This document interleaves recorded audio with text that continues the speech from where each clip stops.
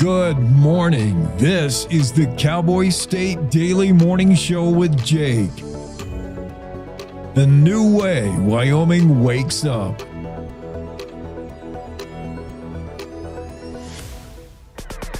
It's time to take a look at what's happening around Wyoming. From the Cowboy State Daily News Center, I'm Mac Watson.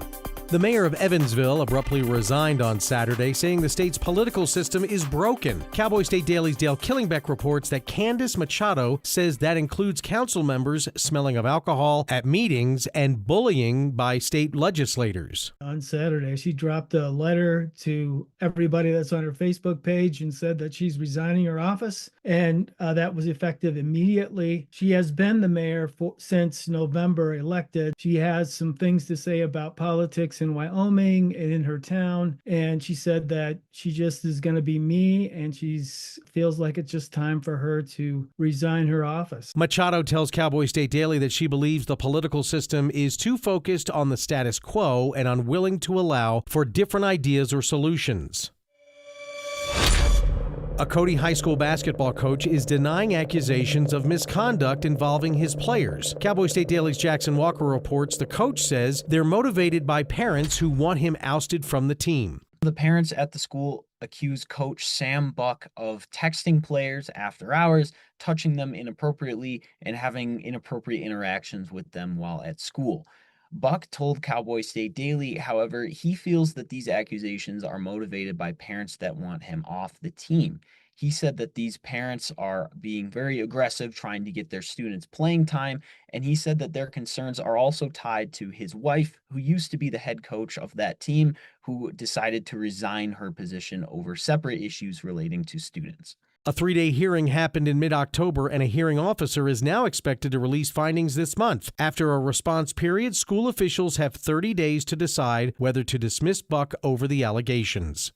I'll be back with more news from the Cowboy State Daily News Center right after this. The weather is turning oh so frightful this time of year, but those excavation projects, they will persevere. I'm Jan Warren for One Call of Wyoming, here to remind you that no matter how big or how small your digging project is, contacting 811 2 full business days before you begin is required by state law. So stay safe unwrapping presents, not utility lines. From all of us at One Call of Wyoming, happy holidays. Cowboy State Daily News continues now. Most of the firearms and ammunition tax revenue for wildlife conservation is coming from non-hunting sports shooters. Outdoors reporter Mark Hines reports that anti-hunters are trying to leverage that, but Wyoming shooters say it won't work here. There's an excise tax called the Pittman-Robertson Fund, dates back to the 1930s. The idea is that you take tax revenue from firearms and ammunition sales and you use that to fund wildlife conservation through state agencies like the Wyoming Game and Fish Department. The Pittman-Robertson Wildlife Restoration Act of 1937 took an existing excise tax on firearms and reallocated it toward a grant fund for state wildlife agencies. It also established a program of matching federal grants to the states for wildlife restoration projects. Even though Colorado leads the nation in electric vehicle sales, Wyoming is also leading the country when it comes to EVs in a new report, but not in the same category. Cowboy State Daily's David Madison reports that Wyoming is near the bottom of the list at 44th for sales, but the state is an infrastructure pioneer. There's a good chance, even in our vast state, that you'll be able to find a charge. There's certainly an enthusiasm out there. Groups in Fremont and Teton County really active in getting more chargers and more access for hotel guests and tourists coming in who need a charge as well. According to the report, EVs make up about 8% of new car sales in the United States. A Wyoming man found guilty of working with a drug cartel received 30 years in prison on Monday. Cowboy State Daily's Jackson Walker reports Gabriel Seth Rogers of Sundance was convicted of trafficking an estimated 250 pounds of cocaine, fentanyl, and meth. Judge Alan Johnson, who oversaw the case in Cheyenne, had actually overseen a different case involving Rogers several years back and had decided on a lenient sentence in that case in order to give him time to turn his life around. He said that unfortunately Rogers Rogers didn't take advantage of that opportunity and sentenced him to 30 years in prison. Now, the state argued during the proceedings that Rogers had set a state record amounting to one of the most significant drug cases in Wyoming history. And that's today's news. Get your free digital subscription to Wyoming's only statewide newspaper by hitting the daily newsletter button at cowboystatedaily.com. I'm Mac Watson for Cowboy State Daily. I'll never forget the day I nearly died. I was a young journalist with a great career, starting a family. The only way we found out I had any kind of heart issue was when I went into sudden death. My coworkers sprung into action. They've recently been trained in life-saving CPR protocols developed by the American Heart Association. They're the ones that kept me alive until the medics came. They did many tests on me in the hospital after my cardiac arrest and created a treatment plan, all with research from the American Heart Association. I think unless you are a heart disease patient, you may not know how much work the American Heart Association does behind the scenes to save your life. Since my cardiac arrest, I've had 2 more children. I've watched all 3 of my children grow into adulthood. I'm gonna cry now. Graduate from college. My daughter got married. I have grandchildren, and I'm still here. Learn more about the American Heart Association's work at helpheart.org.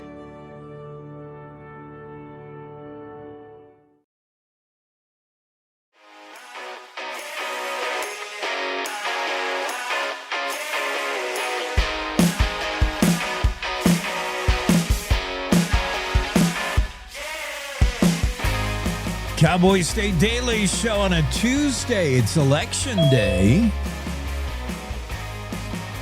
November 4th, and we got a lot of stories to get to. Of course, breaking news this morning, waking to this sad news that former Vice President Dick Cheney has died, age 84. And the ties to Wyoming, of course. We'll have special guests on today to talk about Dick Cheney, remembering him, remembering Lynn as well on this day, and wishes and prayers for the family. We'll also cover the Evansville mayor that abruptly resigned. I still don't think Evansville needs a mayor, and I still don't think it's a town. But let's ask Jen Coker. Jen will know. I always get it confused with Evansville. Evansville, Evanston. Yeah. Yeah. I'm talking about Evansville, yes, which is Evansville is Casper North, Casper East. East. I accidentally stayed in Evansville once and had no idea. I intentionally stay in Evansville because the Come On In, and they now owe us money. The Come On In is fantastic. It has all those pools. That's like 8 indoor spa pool things. It is the first place to book out whenever there's a high school sporting event. If there's a volleyball tournament in town or whatever, you can't get near the place. That makes sense. And then Texas Roadhouse is right down the road, walking distance. I mean, that's all I need from Casper. I don't even want to be in Casper, although I hear they're done messing around with the highways. They finally finished that project. Oh, they did? Yeah. Oh, man. That's what I hear. Okay. I think Dale said that.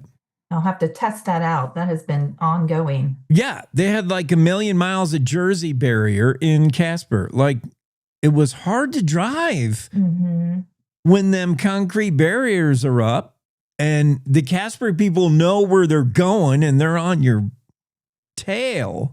And I'm like, my GPS is telling me to turn right into a barrier because it thinks the roads are open. I'm like, whoa. Oh, I did not like Casper. But Evansville, come on. And while we're at it, bar none for that matter, but Evansville is Casper. Come on. Yeah, I agree. They should take the opportunity now that Mayor Candice Machado resigned. They should just, instead of replacing her, they should just acknowledge once and for all, you know what? We're not really a town. We don't need a mayor. We're Casper, and we admit it. Yeah, because there's no delineation even. You don't know you're in Evansville. No. I wonder how many people live there. People are screaming at us right now. Even they probably say they're from Casper if they Yeah. had to, And speaking of Casper, Dick Cheney, Casper, Natrona County. We're hoping to get Pete Williams on, who you can't say Dick Cheney's name without Pete Williams. I mean, those two had a career. They were like this. He's Casper. Mm-hmm. Neither one of them would say Evansville. No. I don't think. And while we're on it, what about Mills? Mills. Do they need a mayor? I know they have a police force. Actually, the Evansville's bravest, the fire department had to rescue a cat This is how small Evansville is. They were called out, their very first call, I think. Where is that story? I swear that's also in the news today. So that just tells you. The first official call for rookie firefighters in Evansville is rescuing a cat out of a tree. It happened Sunday. That makes me so happy. I didn't know that was really a thing, that cats really got stuck in trees. So that makes me happy. And the fact that I live in a state where firefighters are doing that makes me doubly happy. Totally. I love that. Me too. But it does highlight the fact that Evansville apparently has a police department because they were called first. And they said, you know what? We ain't got no ladders. And has the cat done anything wrong? So what Evansville PD said. What do you got on the cat? Well, nothing, but he's meowing a lot and he's been there for 24 hours, stuck in a tree. And they said, well, call the fire department. They got ladders and they got nothing to do. They're brand new. They're rookie. They probably could use the training. Yeah, that's such a good first operation. Yeah. So maybe Evansville is growing, Jake, and we've got this wrong. If Could be. They have a fire department suddenly? Could be. This is a brand new thing? Okay. We might be totally off here. Maybe Casper should join. Let's agree to recircle that. Let's agree to come back to that because you're right. Evansville, any fire department rescuing cats out of trees, cool with me. That is such a Mayberry thing. I love it. Opie and that's cool. Love it. And they have a fire department. The person who called it in. Yeah. I love that person. Yes. 911, state your emergency. Well, there's this cat. Lady, we're trying to keep the line open for real emergencies. And the lady probably like, well, it's Evansville. There's nothing happening. And it's a cat. And humans, I will say again, animals are better than humans. Yeah. So I would save a dog or a cat before a human, I think. Yeah. I haven't been tested, so I'll have to see. Andrew Rossi has that story. Cat rescued. Evansville's in the news twice today. Their mayor resigned out of sheer boredom. I mean, they're plucking cats out of trees. That's the only business to come before the council.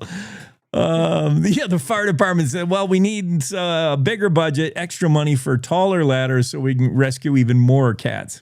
Get out of the office.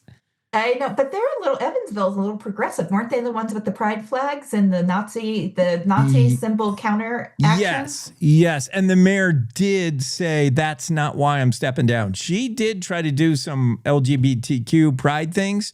And the pushback, she said, was from people writing Nazi stuff on the sidewalks. That became that was a black eye for Evansville. That was not nice. But she said it had nothing to do with that. Although the mayor does say, I'm trying to be progressive thinking and the whole state is they don't want that, Wyoming. She's like, I can't affect any change here. Nobody wants change. They just want to be what they always are. I can see that. So I don't understand why that upsets everyone so much. I know it. Okay, so there's our Evansville hour. Okay, we got that covered. We got that covered. Now I want to talk about this woman in Misty Moon.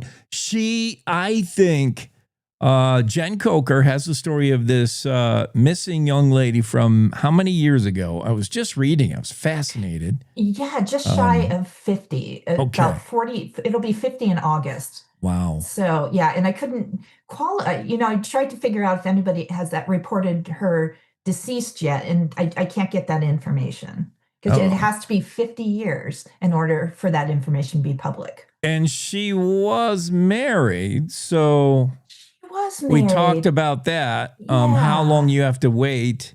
And and Alan, I guess it's formerly her ex-husband because he did divorce her. But just imagine that you're a young married guy and your wife goes on a camping trip and doesn't come home.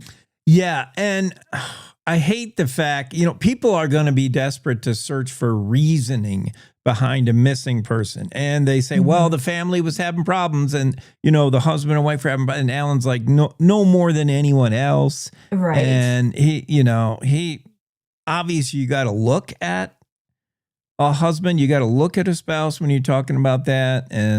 But I think before we go hunting down nefarious doings, rabbit holes, let's look at the obvious first. Paint the picture again for us. This search, nearly 50 years old, 20-year-old Casper woman, Celeste. How do you say her last name? I think it's Grubb. Celeste Grubb. She's with a couple other young ladies. Well, actually older than her. Older ladies, yeah. Yeah. And they want to summit Cloud Peak, and they get to this. Everybody, sort of stops at Misty Moon. Takes that's your one last blow before you're 2,000-3,000 feet more, and you summit Cloud Peak. She was tired, said, "I'll stay here. You go." They never saw her again. Well, yeah, and there's two stories. Because when in these old cases, I have to rely on reporting that others covered at the time, and there were two stories about that. One was that Celeste and the family friend, I've heard it was her mother's friend, but I couldn't verify that. But they stayed they were walking up, and the aunt was very, very gung-ho and said, "I'm going to go to the top." And those two waited on the trail. And the family friend left Celeste on the trail and kind of went back to base camp. So that's one story. And the other story is that the two women stayed behind and the aunt went to the top. So I just went with that one because it was reported more than the other story. But wait, in either of those scenarios, does Celeste have time to be alone at the lake? Alone? Yeah, she does. Okay. Because that was the last place she was seen. Now, explore the different things that could have happened. Celeste goes exploring, maybe says, well, if she gets a second breath and feels a little more energized and decides to explore a trail in maybe some direction.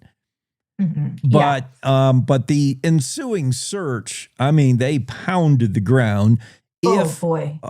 That's a tricky area. You can disappear in that area between boulders for certain. We saw the Cloud Peak hiker that was recently discovered missing for a long time.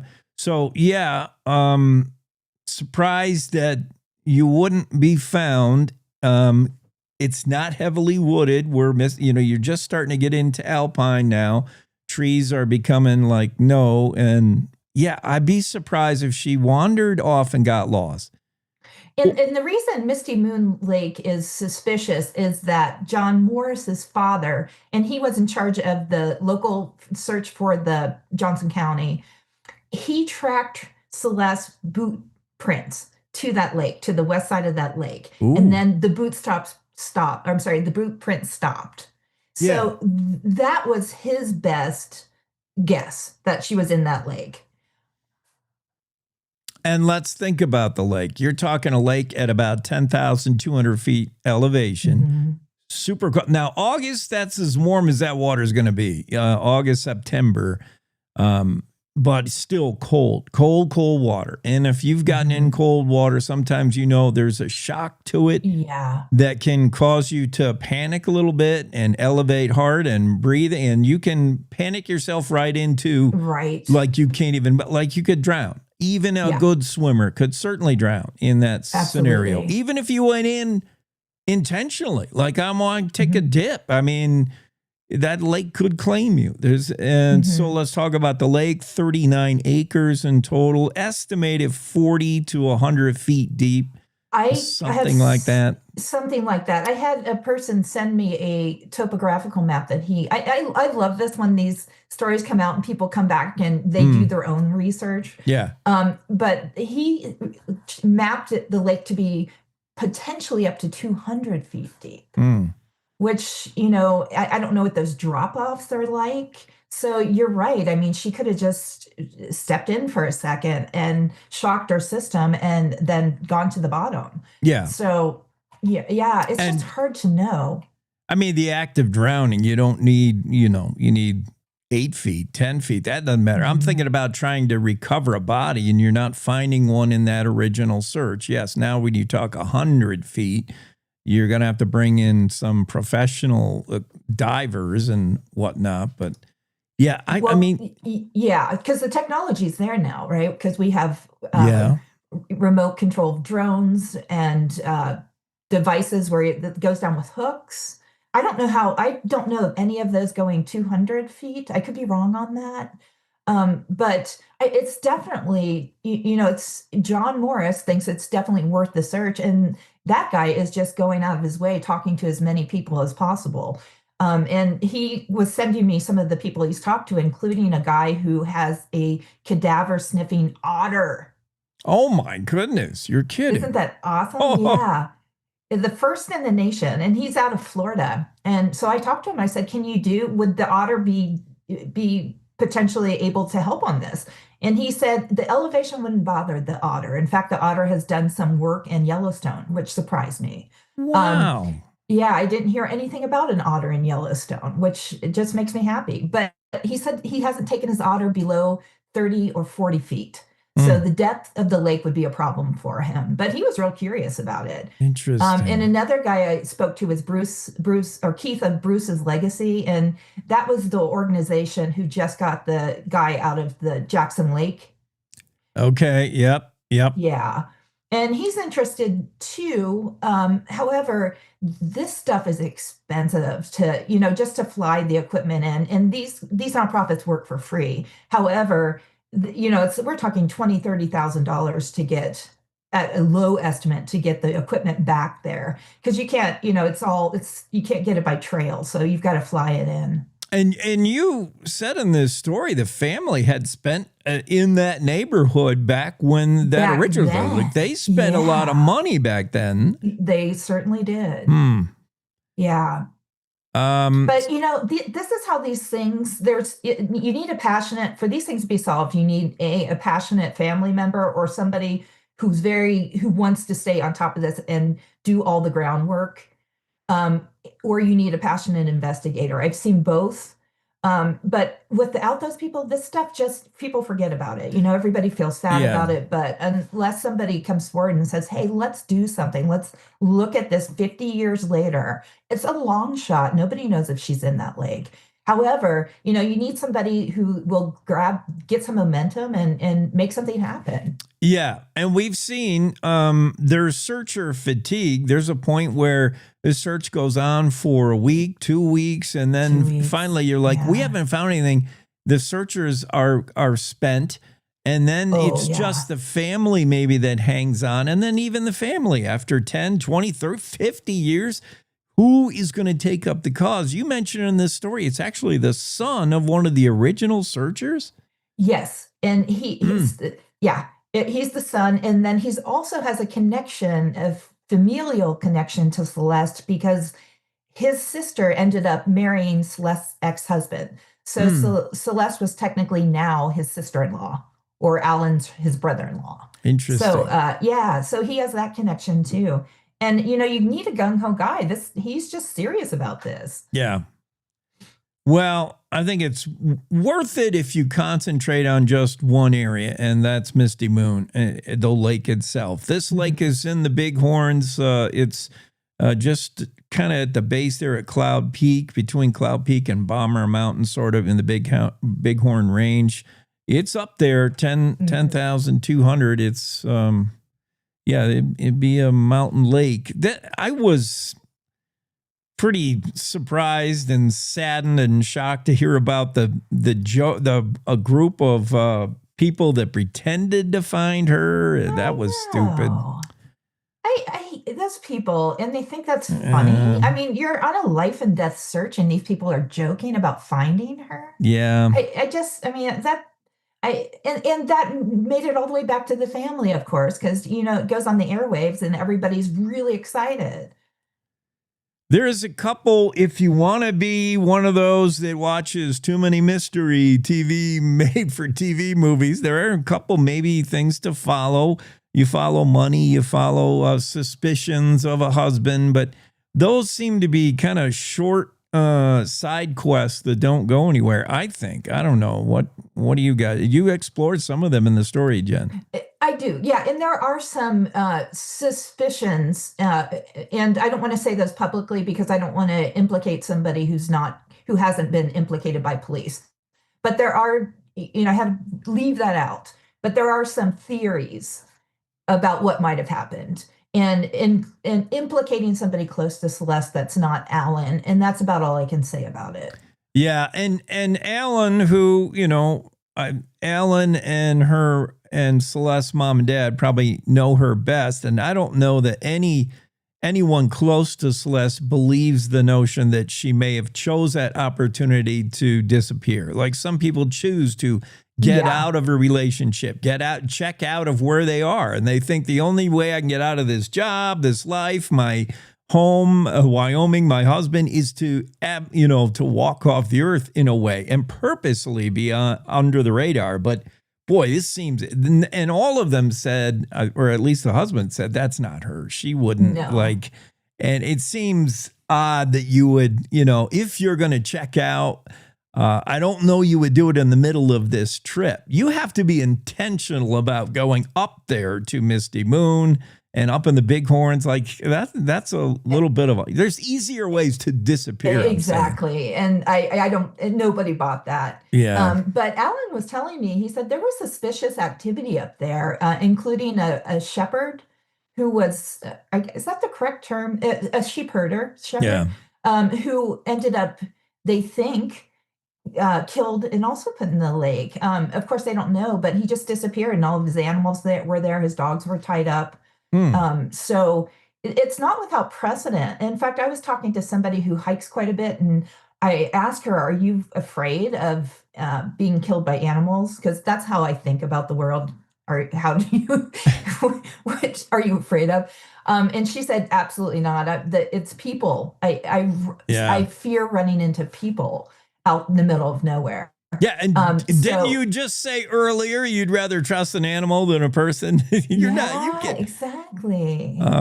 Yeah. Exactly. So I don't know. There's a big precedent of people being murdered in the woods. There are several books on it. So yeah, there's a part of our brain that likes to go there just because you can't reason anything reasonable. As every investigator will say, though, usually the most plausible explanation is the right one. Like the first one, your first notion, that's a super cold lake. Somebody gets in it on purpose or accidentally, and you may drown quickly. It could happen. So I don't know. And the idea of somebody thumping her on the head in the middle of nowhere, I don't know. I mean, that seems a little bit far out, but who knows? I mean, anything could happen.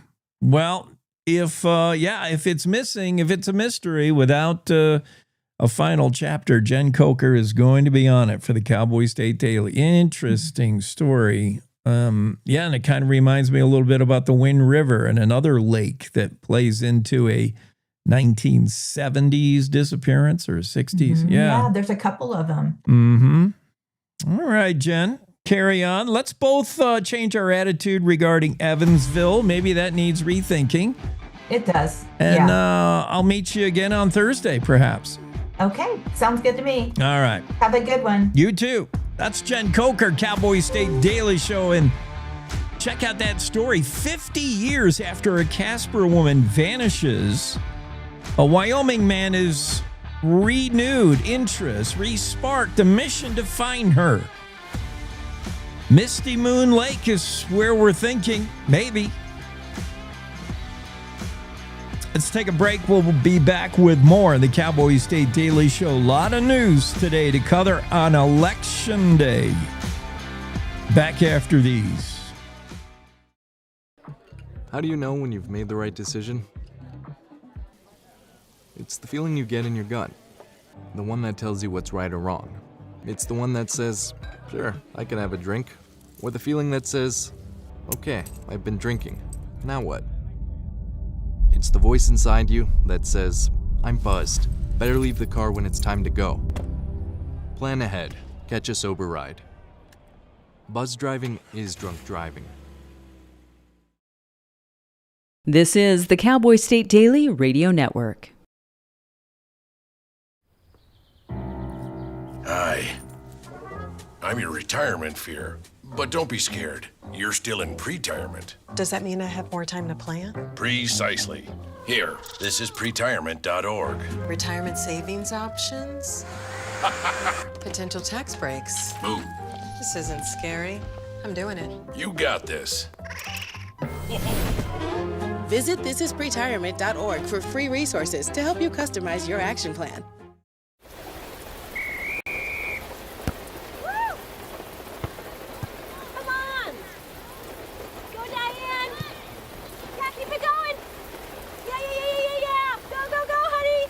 If you love them enough to drive an hour to cheer them on as they get beat 11-0 in the rain, then surely you'll check nhtsa.gov/the right seat to make sure they're correctly buckled in the back seat.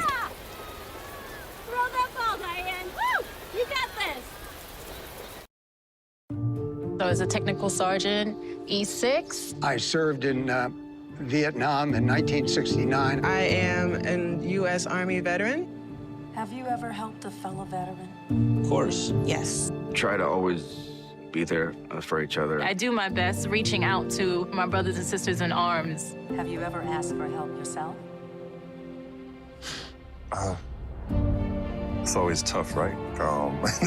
I can't say that I have. I mean, If you don't have someone to kind of help you guide those thoughts, it can be really bad. eventually, you just can't deal with it on your own. I guess it's a part of the military too, right? Service before self. It was drilled in, service before self. And you start to question, maybe people would be better off without me, When you realize that you're not alone, once you take that first step, there's so much support.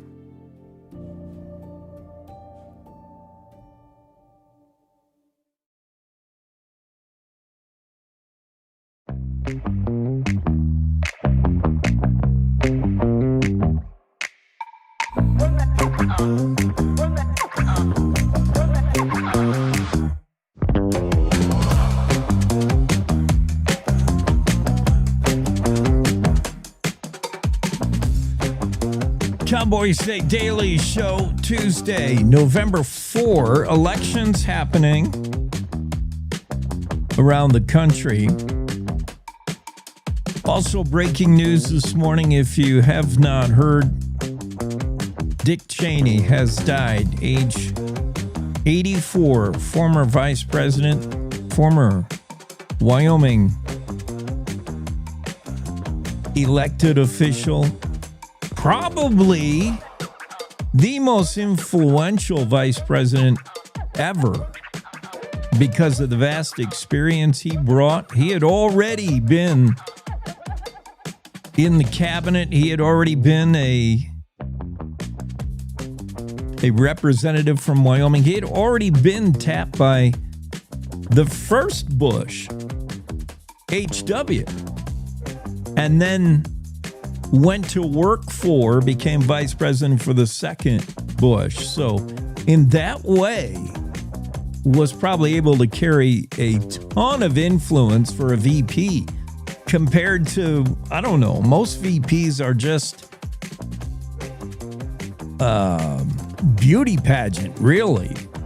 If you're, considering a presidential run, you tap a VP who might snag some of that segment of population, some of those votes that you aren't going to get.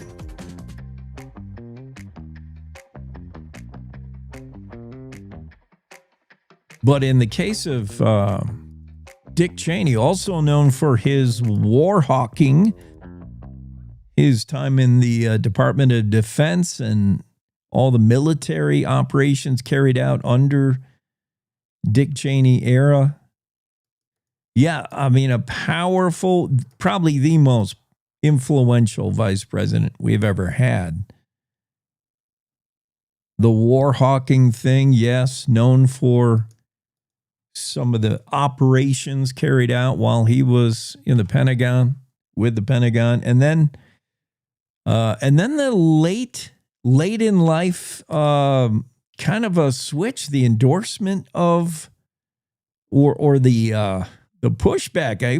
The pushback on Trump, frankly, it was President Trump that I think, and just him, his personality, to cause Dick Cheney late in the game to kind of renounce the GOP, or at least President Trump, and announced his support for Democrats. That was pretty surprising.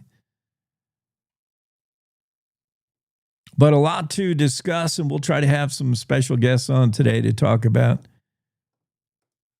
former Vice President Dick Cheney. We've reached out. Jen Coker talking about that woman who vanished 50 years ago. That's still kind of shocking. We were also kind of, a little bit putting down Evansville for not being a real town. Population 2,837. So Evansville is as big as some smaller communities, but it's still, its proximity to Casper is why I think it should just be Casper East. It's in the greater Casper metropolitan area.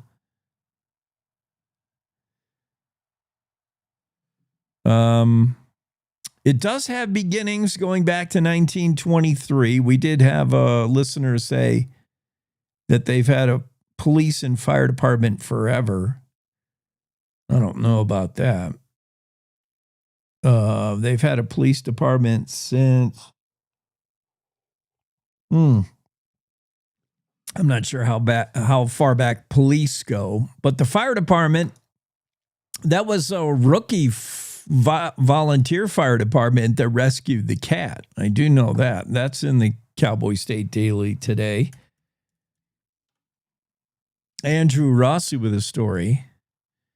2 stories deriving from Evansville today. One, Evansville mayor abruptly resigns, calls Wyoming's political system broken. I think the political system in the U.S., many would call broken. But yeah, I get it. And the other story from Evansville is the Andrew Rossi about the fire department rescuing a cat from a tree. I know, so cliche. But it still happens, and it still happens in little old Wyoming and little old Evansville. A group of rookie firefighters Sunday responded.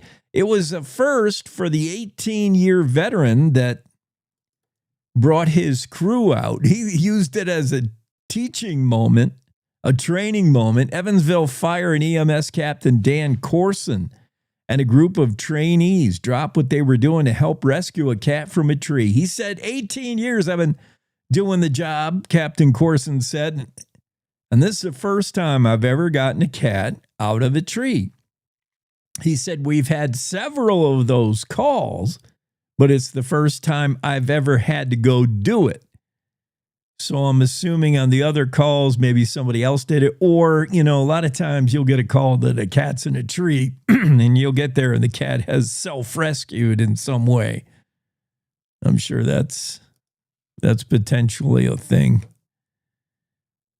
Corson and 2 other Evansville firefighters were training 4 rookies on Sunday when they got the call from the police department. Somebody had called 911, called the cop shop, and said there's a cat in a tree.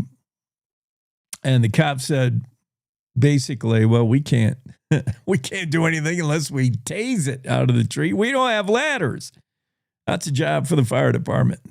So they called the fire department and went over there, and the cat was about, an estimated 30 feet up. Only firefighters can probably do that really well, You need a rangefinder on the golf course to figure out how long that shot is. That's about a 7-iron.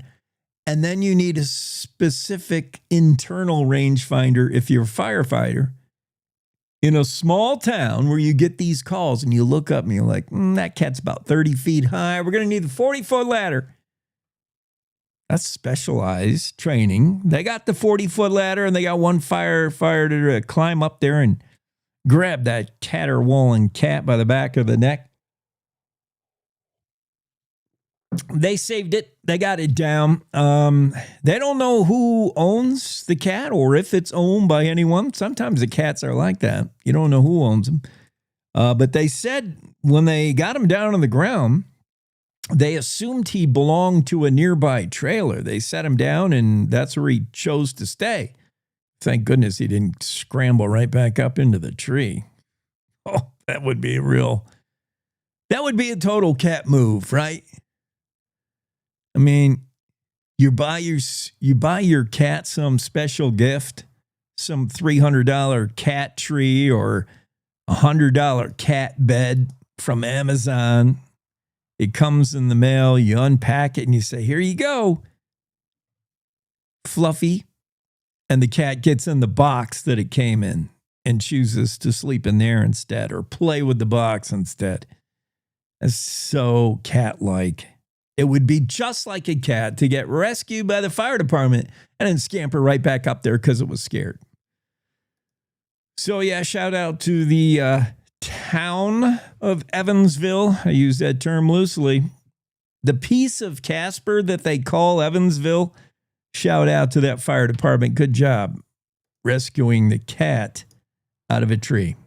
I still think Evansville's just Casper. Pretty much. It's the Come On In and Texas Roadhouse. And then there's one other, there's another good gastro pub that's not far from there. And then the Walmart. That's basically, Evansville is like Casper shopping. All right, enough about Evansville. And Come On In, you owe us gobs of money now. We've probably booked your place for the next month or two after all the nice things we said. I do want to talk about the mayor of Evansville. That is an interesting issue. Mayor Candace Machado abruptly resigned, did so on Facebook, although she probably told the proper people close to her. But yeah, she made statements on Facebook saying the political system is broken. She also included some pretty strong words saying that there's bullying by state legislators. They play games. They promise votes. Money passes hands, and says the political system is broken. Accused some of smelling like alcohol at meetings. Oh, wow. Let's take a quick break. We'll get right into the Zoom room, make discussion. Rob Wallace is with us. We're going to talk about Dick Cheney and his passing at age 54. Coming right back.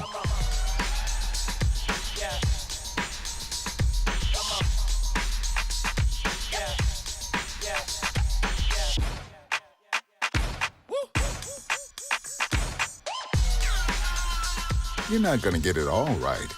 Just make sure you nail the big stuff, like making sure your kids are in the right seat for their age and size.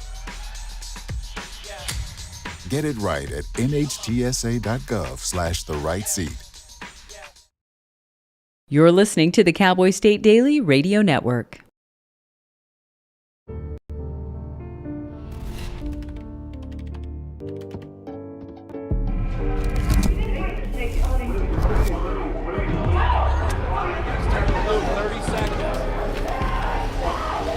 I'm an ex-drug dealer, and I'll be your sub today. Can you see anything different as a pill? No. You don't know? Fentanyl is being mixed into everything now. There's only one thing that will save somebody's life. That is naloxone nasal spray. Fentanyl, it's cheap, it's potent, and it's profitable. Why would drug dealers put a lethal dose of fentanyl in drugs if they know it's so harmful? Really just all about the money. I just didn't realize that one pill could change your whole life. More kids should know.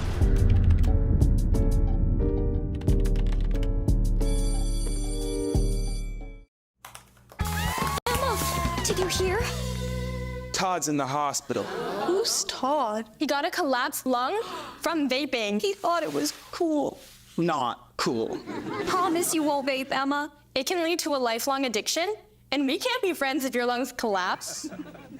Bogus. Wacky sitcom teens aren't the best people to talk to your kid about vaping. Hey, you got a minute? You are. Start the conversation with your child about vaping today. When the uniform comes off, the battle doesn't always end. Too many of our veterans are fighting silent wars with trauma, with loss, with hopelessness. Downrange Warriors stands in that gap, offering peer support, purpose, and a brotherhood that saves lives. You can help. Visit downrangewarriors.org because no warrior should ever walk alone. Hope is waiting. Be the reason they find it. Cowboy State Daily Show here on Election Tuesday, November 4th. Rob Wallace, gracious enough to join us in emergency duty. Rob, thanks for coming on short notice. I appreciate it. We're remembering Vice President Dick Cheney. Let me just, before you tell us your 1 degree of separation or Dick Cheney's story, just wanted to throw some quick questions and get your answers. Vice President Dick Cheney, is it safe to say, fair to say, this guy was the most influential vice president in history? I mean, he was almost a president in the wings, so to speak, for the second Bush. Did he? You know, I think I don't know about history, Jake, but I think certainly in the last several generations, he was without a doubt the most influential vice president. What about another thing that Vice President Dick Cheney will be remembered for? His work in the Pentagon, his work under his Department of Defense purview. There were operations carried out. I mean, he's known as the War Hawk, honestly. Is that something? Is that a legacy that'll be attached to the Cheney name? Well, just looking at the internet over the stories that have been written in the last hour about his legacy, a lot of people referred to his time in the Pentagon and his efforts to exert American power abroad. But I think we also don't want to lose track of that he was one whale of a good congressman for Wyoming during the time he was there. He was in the House at the time that Al Simpson and Malcolm Wallop were in the Senate, and those three fought above their weight on behalf of Wyoming. Sort of every day they were in office. Yeah, and he was there. How long was he there for Wyoming? It was a long time. I'm trying to think. I should have looked with more time. I would have looked it up on the internet. But yeah, I know he came in 1978 and then left when President Bush asked him to become Secretary of Defense after the failure of Senator John Tower to get confirmed. Dick Cheney was asked to be the SecDef, and he accepted, and the rest is history, as they say. Yeah. And then, you know, the late change. I was a little surprised to see Dick Cheney just throw endorsement towards Democrats and Democrat Kamala Harris. I think it just did not. It was oil and water with him and Trump is what that was. Do you think that was a party issue, or was that just Trump's personality?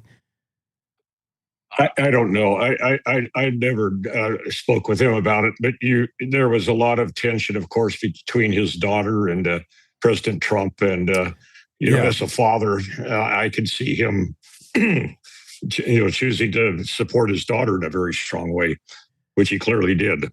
Yeah. Well, I do. I don't want to lose sight of the work he did under the bison flag, under the Wyoming for Wyoming. He was a voice for Wyoming, very powerful voice for Wyoming during probably a decade, I think. At least he came in 1978 after a stint in the Ford White House, and ran for Congress and won, and away he went on a very distinguished career. You know, my background is in public lands. That's what I've been interested in most of my career, and I can't lose track of the fact that those three, Wallop, Simpson, and Cheney, did the 1983 Wyoming Wilderness Act, which created tens of millions of acres of wilderness that people in Wyoming and the rest of the country, enjoy every weekend when they're out and about. So, in addition to his defense and his foreign policy chops, he did consequential things just on behalf of Wyoming. Yeah, I think Wyoming's going to remember Dick Cheney in our own special way, and also as for his time in the Pentagon and vice presidency in the two Bush administrations. But yeah, we'll remember. We'll claim Dick Cheney as ours. Natrona County, Casper guy. He's one of ours. Yeah. And I think history is going to be very kind to his legacy over the coming years. I agree. Rob, thank you for jumping on with us. Appreciate it. Good to see you, Jake, as always. Good to see you. That's Rob Wallace. And, of course, Rob Wallace, his work in D.C. has already been, the 15th annual Murray Spirit Award, and his work for the Fish and Wildlife Service. Let's jump right back into the Zoom room. I think we have, I'm not sure who we have. we got, I'm going to just click the button and see what appears. Oh my goodness.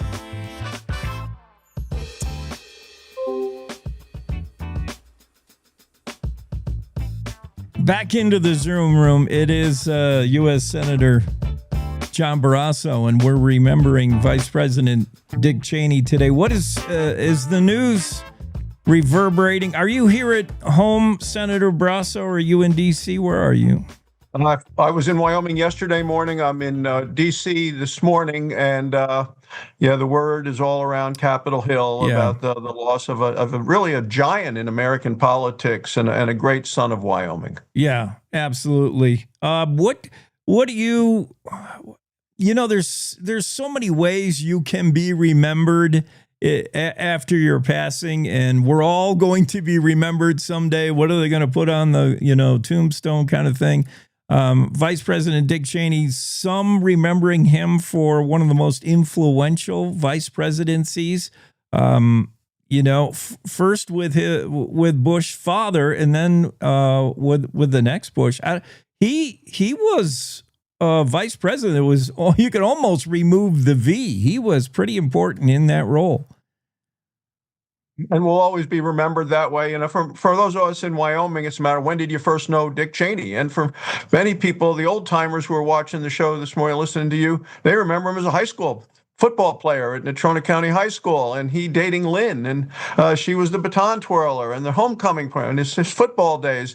And then, off from there to school, his time as White House Chief of Staff, and how proud Wyoming was of all of that in his time in the White House, and then with President Ford, and then back to Wyoming to run for Congress. And he was our lone congressman, and he and Al Simpson and Malcolm Wallop, and people would turn out in large numbers to see the three of them on the stage. I don't want to say performing, but talking, but it turned into a performance with he and Al and Malcolm all working together, talking about Wyoming and what they're seeing around the state. And they joke and play back and forth with each other. And then, Secretary of Defense for, as you said, the father, George Herbert Walker Bush. And so his successful time there, at a very important time in our nation, and then as vice president of the United States, and he was there on 9/11, and the consequential role he played in focusing on American strength, American military. I think at home in Wyoming, the memories that I have vary through those days. But I think the biggest homecoming was when he showed up in Natrona County High School in the gym with George W. Bush, and it was the first appearance of them as the president and vice president nominee. This was 2000, and the first rally they had together was on the gym floor at NCHS. The place was packed, people hanging from the rafters. And it was just a very, very consequential day in Wyoming history that for the first time ever, we had a nominee from our home state to be vice president of the United States. I'll bet that was electric. We're talking to U.S. Senator John Barrasso. So, really, prior to Cheney, Wyoming, tiny Wyoming, how much influence did we have in D.C.? Who did we send to Congress? We have now 2 senators in the lone house. And do you feel, Senator Barrasso, like you stand on the shoulders of people like Dick Cheney? And Al Simpson and Malcolm Wallop, and we have a long tradition. Craig Thomas, all of those folks who continued to work first for Wyoming. We focused on what do people need in Wyoming. That's our first job, and to promote and protect Wyoming and our people and our resources and our values and all of those things. I have a picture on the wall right behind me, and in my office of Cheney, Wallop, and Simpson with Ronald Reagan. In Wyoming. And boy, that was something. And, that was back in the early 80s. And my wife, Bobby, who knew Dick longer than I did, because she was involved very early on in politics. Bobby was, she helped organize that rally. And I actually have hanging on the wall a letter that Ronald Reagan wrote to Bobby. At the time, she was a 28-year-old kid, but a young person involved in politics. And Ronald Reagan wrote her a letter thanking her for the work she did to put the rally together with Cheney and Simpson and Wallop. And I have the letter hanging right next to the picture of them all on the stage. But that was these larger than life characters in politics and in America. And I think that Dick Cheney's long career in politics, and as the favorite son of Wyoming, who really went so very far and always made us proud, during his time as vice president. Absolutely. I don't want to date any of the aforementioned, but it was this day in history, 1980, that Ronald Reagan was elected president. Took 63% of the Wyoming vote, thanks to the efforts of some of the folks you just mentioned. Yeah. Dick Cheney, remembering him today. So what do you think will be the Washington, D.C. response? Even I would love to hear some Democrats chime in, but what do you think Dick Cheney will be remembered as over there in D.C.? Well, he should be remembered as a giant in politics and a really focus on keeping our country strong and safe. And certainly after 9/11, his focus on making sure we had the military strength we needed, the might that we needed to keep our shores safe, truly part of a legacy. But it's a long legacy. You can tell lots of different stories. And of people that worked with him, his staff from home in Wyoming, I'm sure you're going to hear from all of those. But in Washington, really the legacy ought to be someone, a patriot committed to the country, committed to national strength and security, and the principles of peace through strength. Any story, Senator Barrasso, that we could close with? You can remember Dick Cheney by something we won't read on the interwebs or Wikipedia, something personal to you?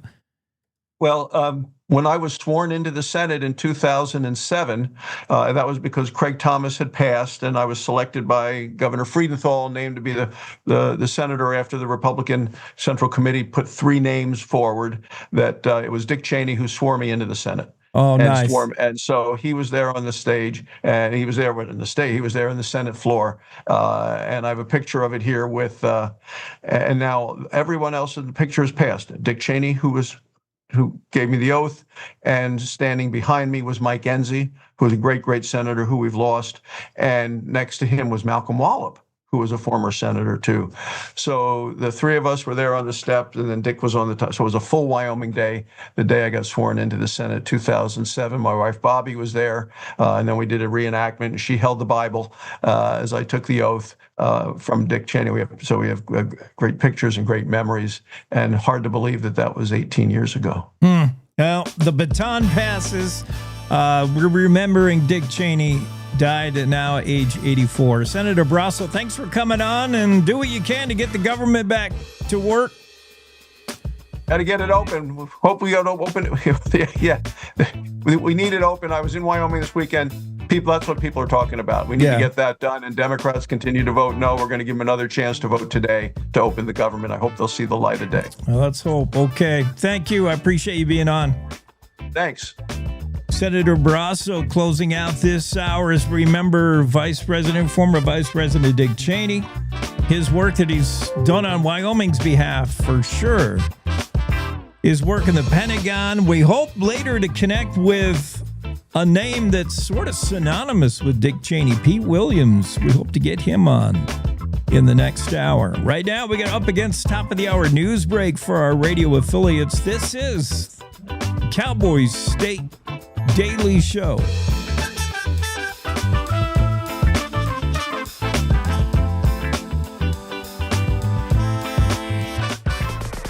It's time to take a look at what's happening around Wyoming. From the Cowboy State Daily News Center, I'm Mac Watson. Even though Colorado leads the nation in electric vehicle sales, Wyoming is also leading the country when it comes to EVs in a new report, but not in the same category. Cowboy State Daily's David Madison reports that Wyoming is near the bottom of the list at 44th in sales, but the state is an infrastructure pioneer. There's certainly an enthusiasm out there. Groups in Fremont and Teton County really active in getting more chargers and more access for hotel guests and tourists coming in who need a charge as well. A March industry report by Edmunds ranks Wyoming 44th of the 50 states for percentage of auto sales being electric. According to the report, EVs make up about 8% of new car sales in the United States.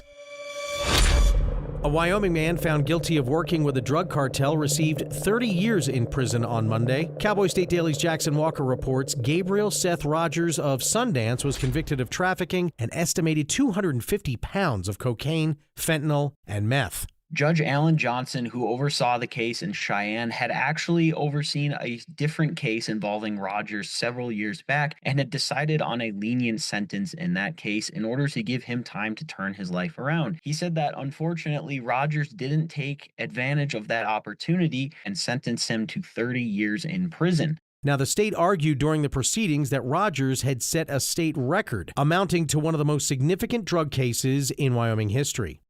I'll be back with more news from the Cowboy State Daily News Center right after this. The weather is turning oh so frightful this time of year, but those excavation projects, they will persevere. I'm Jan Warren for One Call of Wyoming, here to remind you that no matter how big or how small your digging project is, contacting 811 2 full business days before you begin is required by state law. So stay safe unwrapping presents, not utility lines. From all of us at One Call of Wyoming, happy holidays. Cowboy State Daily News continues now. The number of deer getting hit on America's highways jumps significantly when daylight saving time ends and the sun sets sooner. Cowboy State Daily's Mark Hines reports that not only is less sunlight a factor in more deer deaths, but in Wyoming, bucks being in the mating season, well, that makes matters even worse. You know, how well that applies to Wyoming, I talked to some people here, but anecdotally, yeah, it makes sense because dawn and dusk is when deer are most active and when they're moving. And also this time of year, it was pointed out, this is the rut or the mating season for mule deer. The end of daylight saving time means the number of deer getting hit on America's highways jumps by 16% the week after clocks are moved back an hour, leaving more people driving in the twilight and dark. The mayor of Evansville abruptly resigned on Saturday, saying the state's political system is broken. Cowboy State Daily's Dale Killingbeck reports that Candace Machado says that includes council members smelling of alcohol at meetings and bullying by state legislators. On Saturday, she dropped a letter to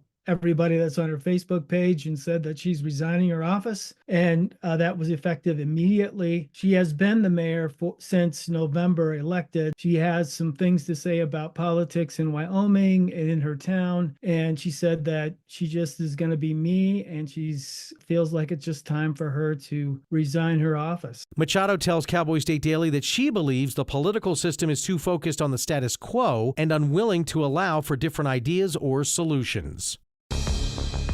A Cody High School basketball coach is denying accusations of misconduct involving his players. Cowboy State Daily's Jackson Walker reports the coach says they're motivated by parents who want him ousted from the team. A Cody High School basketball coach has been put on administrative leave after being accused of having inappropriate contact with some of the players on his girls' basketball team. The parents at the school accused Coach Sam Buck of texting players after hours, touching them inappropriately, and having inappropriate interactions with them while at school. Buck told Cowboy State Daily, however, he feels that these accusations are motivated by parents that want him off the team.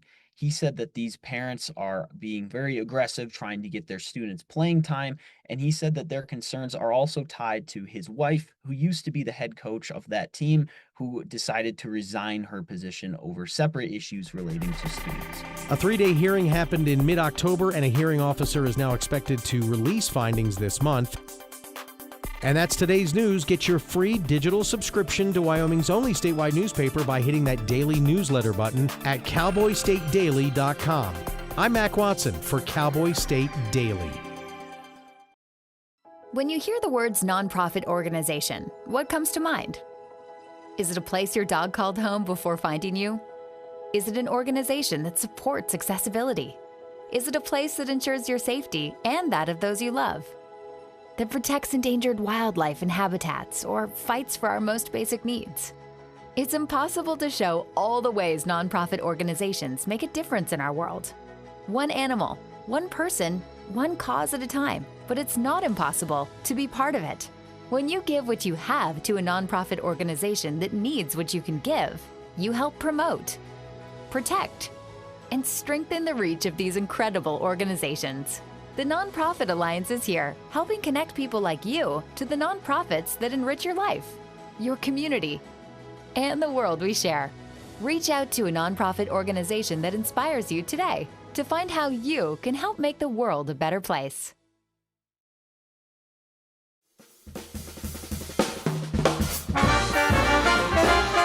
Cowboy State Daily Show moving along on Election Day Tuesday.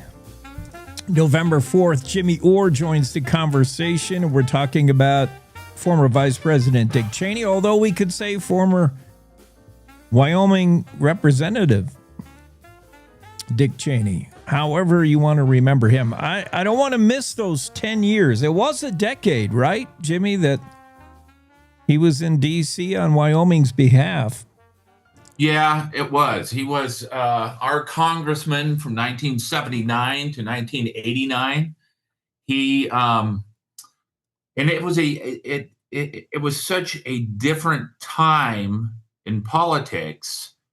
You know, he was regarded as very, very conservative, and so it's different back then than it is now. I remember knowing about Vice President Cheney since I was a little kid, and the first time, and there's a reason for that. My Uncle Joe and Dick Cheney went to school together. They went to high school together, and my Uncle Joe Meyer went on to be the Wyoming's Attorney General, Secretary of State, State Treasurer, and they stayed close throughout. When Dick Cheney became the youngest chief of staff presidential history, 34 years old. Now, he joined Ford. He was the assistant chief of staff when Donald Rumsfeld was the chief of staff. And Rumsfeld went on to the Department of Defense. Cheney was elevated at the age of 34. Now, think of that, the age of 34 to be the presidential chief of staff. So he served until Ford lost to Carter in November 1976, and then he decided he would run for office when Tino Roncalio stepped down. And so when the first I had heard, I think the first I had heard of Vice President Cheney was when he had his first heart attack, which was on the campaign trail when he was running for congressman. And he was staying at my aunt and uncle's house. And they took him to the hospital here in Cheyenne in 1978 when he had that heart attack. And of course, he continued to have heart trouble throughout the years. And he had a transplant, 20 years ago. And for someone to be able to have an extra 20 years is remarkable. My dad had a heart transplant and lasted for 4 hours. Dick Cheney had a heart transplant and lasted for 20 years, so it's remarkable. But the first time I had heard about Dick Cheney was when he had a heart attack at my aunt and uncle's house back in, I think, August of 1978. So I was just a little kid, and so I had known the Cheney name for some time. I forgot all about that, and yeah, that's stress. Stress after the cardio work. I mean, yeah. Well, so he had he had a heart attack at age 37, and he was in Congress for 10 years. And Rob Wallace was talking about this earlier, and he was considered very, very conservative. But he elevated quickly in Congress, was very well respected, and was on his way, they thought, to be the Speaker of the House. John Tower was tapped as the Secretary of Defense, did not make it through due to controversies that would be so mild compared to today. Yeah. So Dick Cheney was elevated, and he was the Secretary of Defense. So what happened during this time? Well, Pete Williams was at K2 TV as a reporter, and I can remember growing up watching Pete Williams, and he was on K2 TV out of Casper. Dick Cheney was elected as congressman, so he took Pete Williams back with him, and Pete Williams served as his spokesperson for 10 years, and then when Cheney was named the Secretary of Defense, he took Pete with him, and he was the spokesman for the Pentagon for 4 years, which was also just great to see. Pete, tremendously talented, and I think he'll be on the show this morning, so you got to watch your Zoom room. But he was then went on to be the judiciary reporter for NBC News for years, just retired a couple of years ago.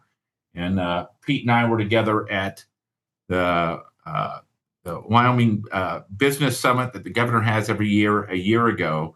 So Pete will have some interesting stories. But he was a remarkable, and again, Jake, I mean, what's important to remember is how different politics was then compared to now. It has changed considerably. Dick Cheney was viewed as very, very, very conservative. He was known as Darth Vader. And the way that I became a part of the Cheney world again was in the year 2000. So I had left the governor's office, was working as a lobbyist in Washington, D.C., and Dick Cheney. And the joke was that Dick Cheney appointed himself as the vice presidential candidate. What President Bush did back when he was the nominee for the Republican Party, he asked Dick Cheney to put together he asked him to vet all the vice presidential candidates. And the joke was that he picked himself. And so the Vice President Cheney, Dick Cheney, became the nominee, the vice presidential nominee. And I was working for a lobbying firm, and the head of the firm said, "You know the Cheneys, right?" And I said, "Well, yeah. I mean, I know of them. I didn't know them very well." And he goes, "You ought to go to work on the campaign." So I reached out to the Cheneys, and they said, "Yeah, sure. You can be on the advance team." And so I worked on the vice president's advance team in 2000, and worked my way in, and was I joined the White House in January 2001, and I was a spokesman for the president, and I was a director of digital strategy. So, but in that role, Jake, I saw something fascinating. And after the attacks on 9/11, and everyone was rattled, it was a really spooky time. It was a very scary time. And the president was doing what he did. And of course, we all remember, for those of us that recall it, the president went up to New York with his megaphone and somebody said, I can't hear you. And the president said, but I can hear you. And, and that was, that megaphone was just such a powerful image. But I will tell you, on Sunday morning, this is remarkable. But Sunday morning, the vice president was on Tim Russert's show, Meet the Press. And Tim Russert was the absolute best by far. There has been nobody like Tim Russert. So he's on Meet the Press. And what he did, and I was with Rob Wallace, and Rob and I watched this together along with his family. And what the vice president did was calmed the nation. I can tell you, if you were to go back to YouTube and search for Vice President Cheney on Tim Russert's show after 9/11, that Sunday after 9/11, it was remarkable. And what the vice president did is he instilled confidence in everyone. I mean, he was such, Jake, he was such, and again, times are so different, but he was an unbelievable speaker, He, the force of his convictions and the way he spoke, he never stuttered, he never stammered, he knew exactly what he was saying. The sense of confidence that you got from watching him on Meet the Press was incredible. I can't overstate it. What he did is he calmed the country.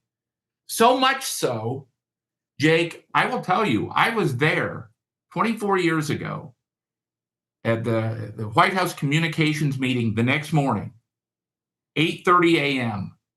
I was there, and there was real concern from the presidential staff that the vice president overshadowed the president because of that appearance on Tim Russert's show. I can tell you there was real concern about that because the vice president was so presidential. And the president, and I am honored, beyond honored, to have worked for him for 4 years, was not known as a great speaker. He just wasn't. Yeah. But the vice president was unbelievable.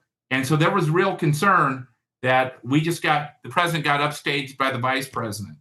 But that had to be such a calming feeling for President Bush to have a guy who was perfectly, he couldn't have been better suited vice president. He had been Secretary of Defense. He oversaw Operation Just Cause in 1989, Operation Desert Storm 1991. So here's a guy who was in that role, and America gets attacked, and President Bush has Vice President Cheney there in his pocket as VP. Like that, for the nation and the president, that had to feel good. Like, whew, we got this guy's got it.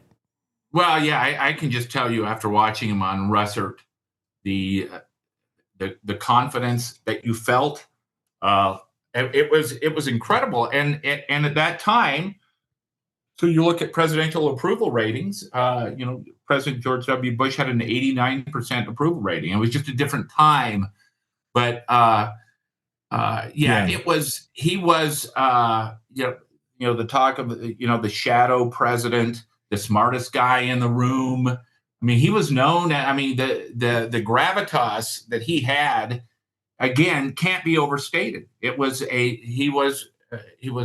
incredibly smart, and very much a hawk. And you had mentioned that earlier. Very much a hawk, and a different worldview than you have right now. Yeah. But I will also tell you, as somebody from Wyoming. And the difference, it was a very Texas White House. It was unbelievably Texas White House. And there was one person from Wyoming. That was me. And I can tell you how proud, I was very proud, for this Wyoming guy to be in that role as vice president. Again, this is 25 years ago. It's a totally, totally different world. But as somebody very young and,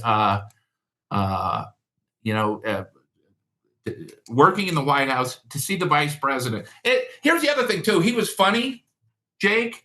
He had a good sense of humor. So one of my favorite things, you remember the Weekly World News, right? Yeah. Bat Boy.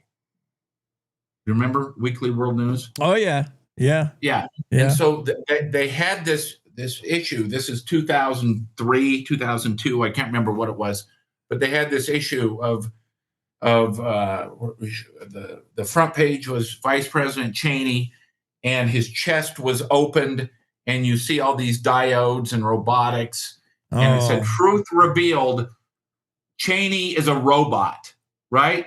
So I bought that Weekly World News. I took it over to his office. I gave it to his press secretary and said, "Can you have the vice president sign this for me?" And she laughed, and he signed it to me, and I have that. And so he had a great sense of humor too. I mean, the guy was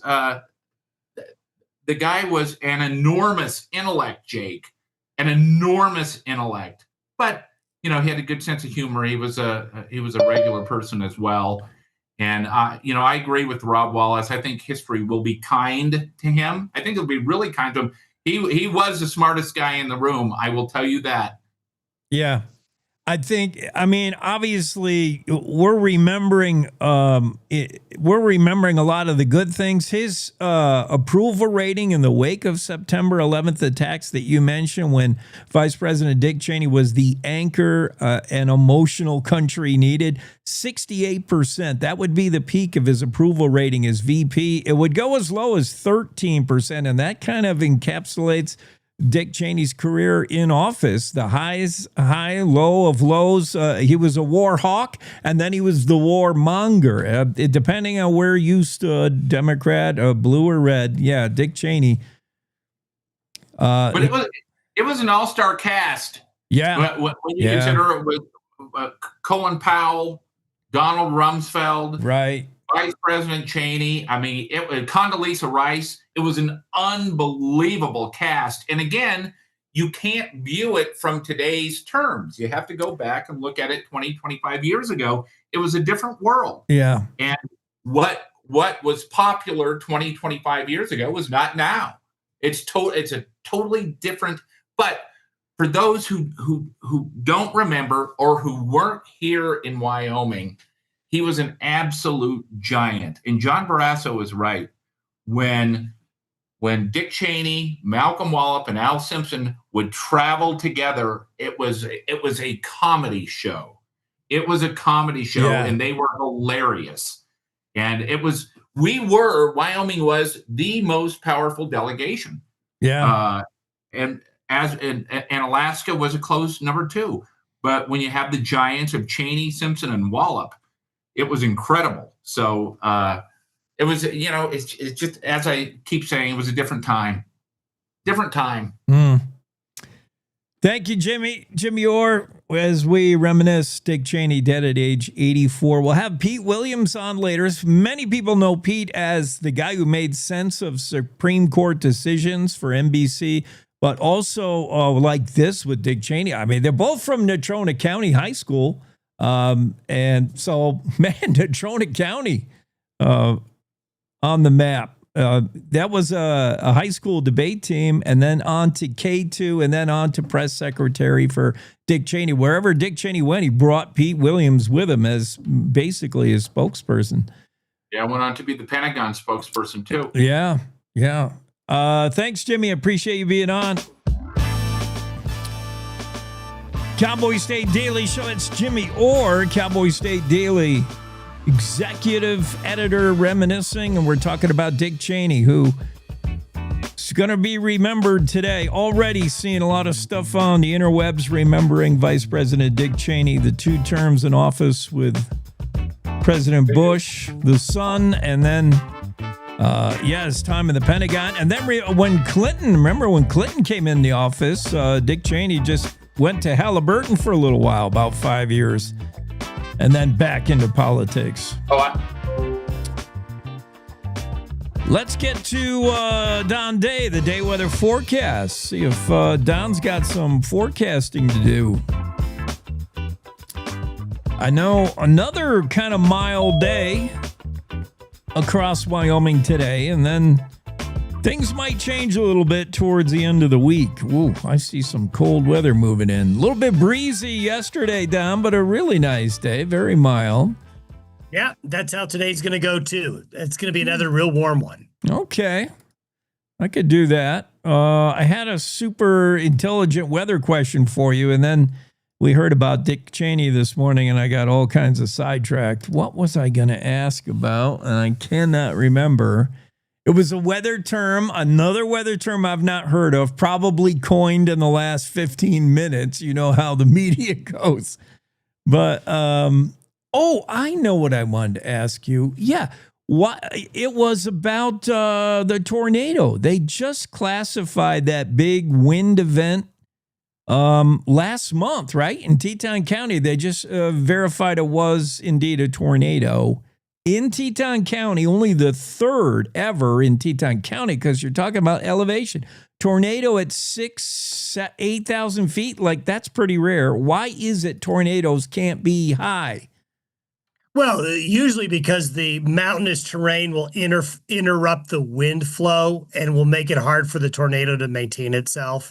You know, you say it's the third ever, but it's only the third verified or reported. They happen more often than you think. But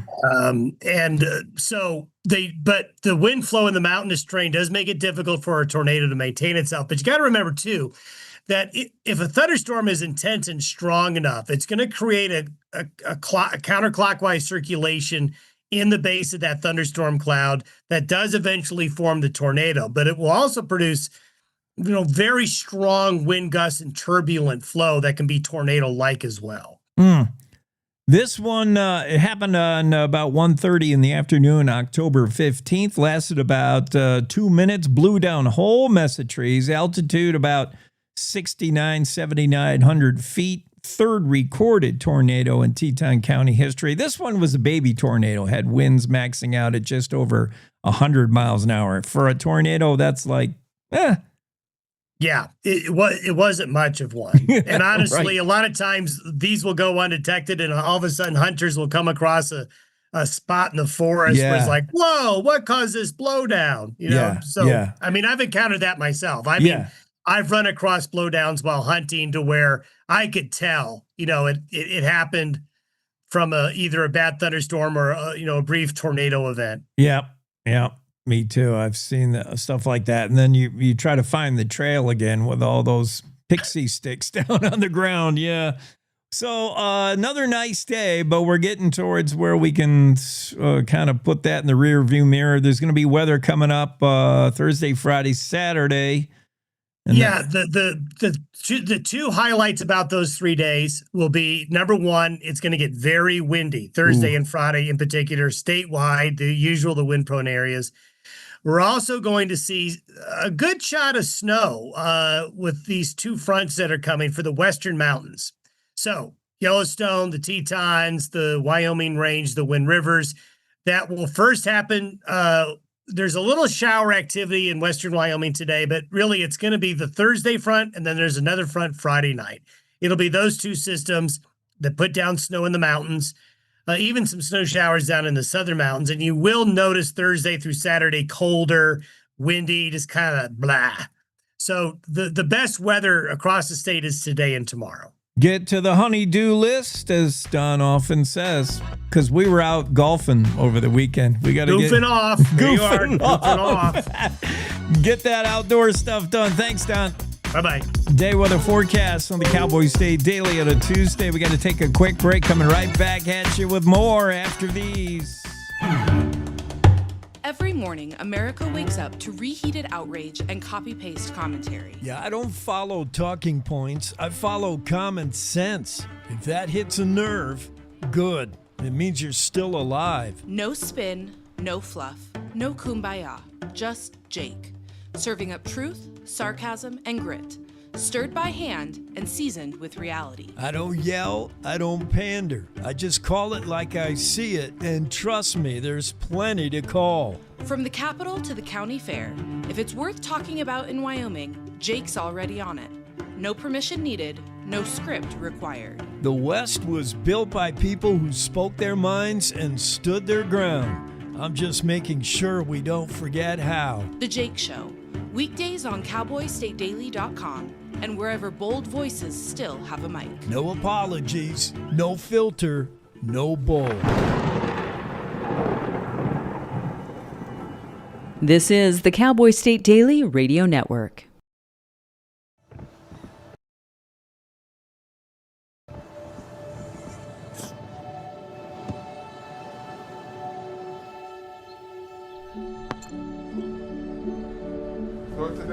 I don't remember how it started.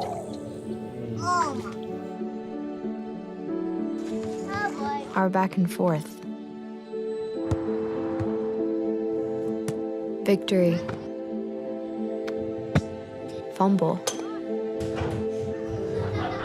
Repeat. It always came back. Dad! Okay, here we go, throw it! Yeah. You probably don't remember what you told me, That was perfect. but I heard every word. Nice.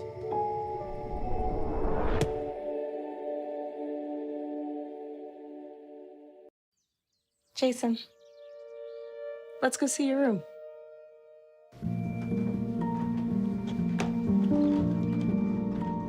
What do you think? We kept it a little spare, so you can decorate it how you like.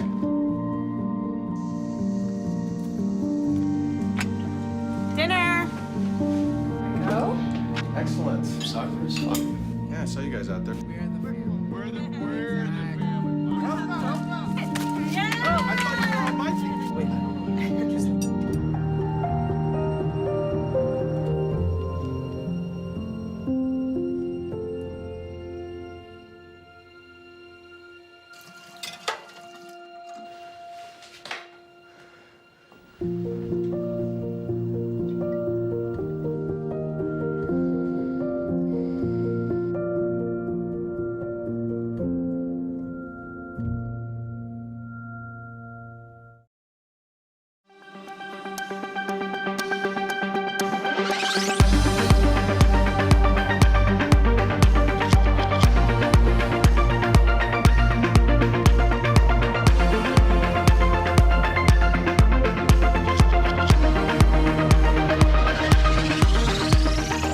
Cowboy State Daily Show, Tuesday, Election Day, November 4. Waking to the news this morning that former Vice President Dick Cheney has died, age 84.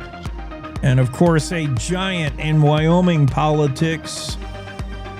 10 years in Congress on Wyoming's behalf. Also tapped at a very young age for a cabinet position, Secretary of Defense. And then 2 terms vice president with the younger Bush, George Bush. And boy, perfectly timed, honestly, as Jimmy Orr and I were talking about, the nation under attack September 11th. George W. Bush, maybe not considered the most eloquent guy, especially speaking wise. His father, a lot of people probably under the impression that the son got the gig because of the father, and he wasn't quite at his father's level. So when we get the 9/11 attacks, you got a president who, boy, you're not sure if he's up to this challenge. And I think George W. Bush proved that he was. We heard the megaphone statement, man. He had the startled look when they whispered in his ear what happened when he was addressing the elementary school. But that's understandable. You get news like that whispered in your ear, and you get a shocked look. But the president recovered. We needed strong leadership at that time, and we got it from the White House. We got it from President Bush, and we especially, as Jimmy pointed out, and I sort of forgot, we got it from Vice President Dick Cheney, who's just got that way about him, that enigma, that manner of speaking. He commands your attention. He dominates a room when he's in it. And he had already led 2 major operations as Secretary of Defense. So he had a handle on how America should respond on military. And he was the right guy at the right time, honestly. And then, yeah, everything he's done for Wyoming. We're hoping to have Pete Williams on, who was kind of the mouthpiece. He was the spokesperson, the PIO. He was with Dick Cheney for much of his political career while he was in Congress for Wyoming, while he was as Secretary of Defense. Dick Cheney brought him right along to the Pentagon. How many times have you seen an elected work with the same spokesperson for over a decade? Obviously, Dick Cheney liked the work of Pete Williams, and we all love the work of Pete Williams on NBC. He recently retired in 2022, but he went on to work. He went back to media. He started after graduating from Natrona High School, Pete Williams, where Dick Cheney also graduated from. Pete went to Stanford. He was originally studying, I don't know why he didn't go into journalism right away, but then he switched his major and he did go into journalism, and then worked for K2, both radio and TV, then was tapped to go to what I call the other side. When you become a PIO, public information officer, or a press secretary, your job is then, you're now, instead of asking the questions, you're fielding the questions. It's the other side, and it's tough to navigate, but it's difficult. What a challenge to work both sides of that. So Pete Williams obviously knew what the questions were before he got them, because he used to do that. And then he went back to the other side and finished his career for NBC, mainly doing a lot of justice stuff. When anything happened with the Supreme Court, we turned to NBC's Pete Williams, and we're like, what just happened? Explain it to us like we're 5. And he did. And Pete was he's so good at that. I wish he was still doing that. Claire McFarland.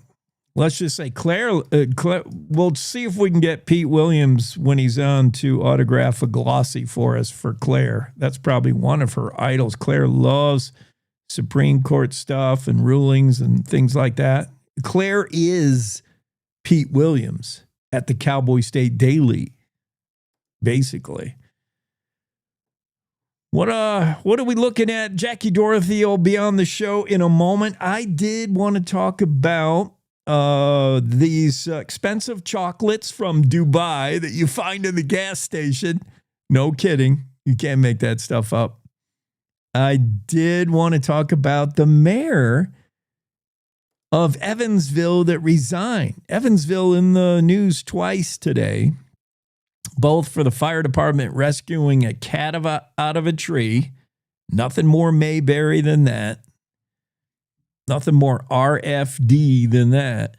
And the Evansville mayor, who announced her resignation abruptly over the weekend. Candace Machado resigned Saturday, claiming the state's political system is, quote, broken. She said that includes council members smelling of alcohol at meetings. Oh, boy, please name names, Candace. And bullying by state legislators. And she's kind of had it. I didn't realize she was mayor for as long as she's been mayor. I think she's been mayor for like 5 years, right?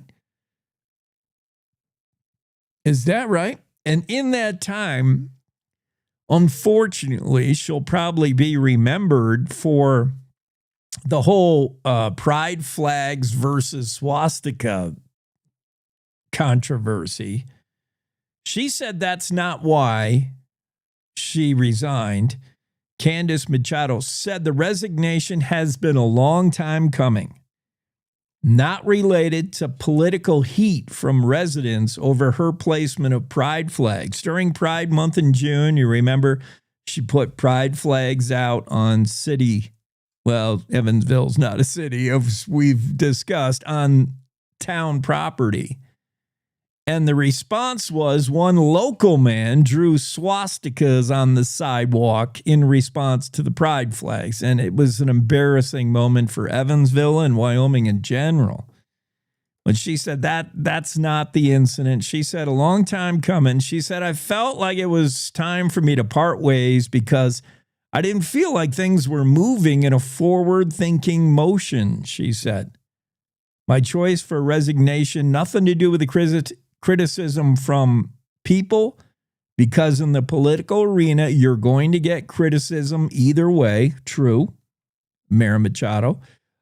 In her social media post Saturday where she announced her resignation, she did allude to this political system that she believes is too focused on status quo and good old boy club and stuff like that. And she said, if you're a progressive, you're viewed as a problem.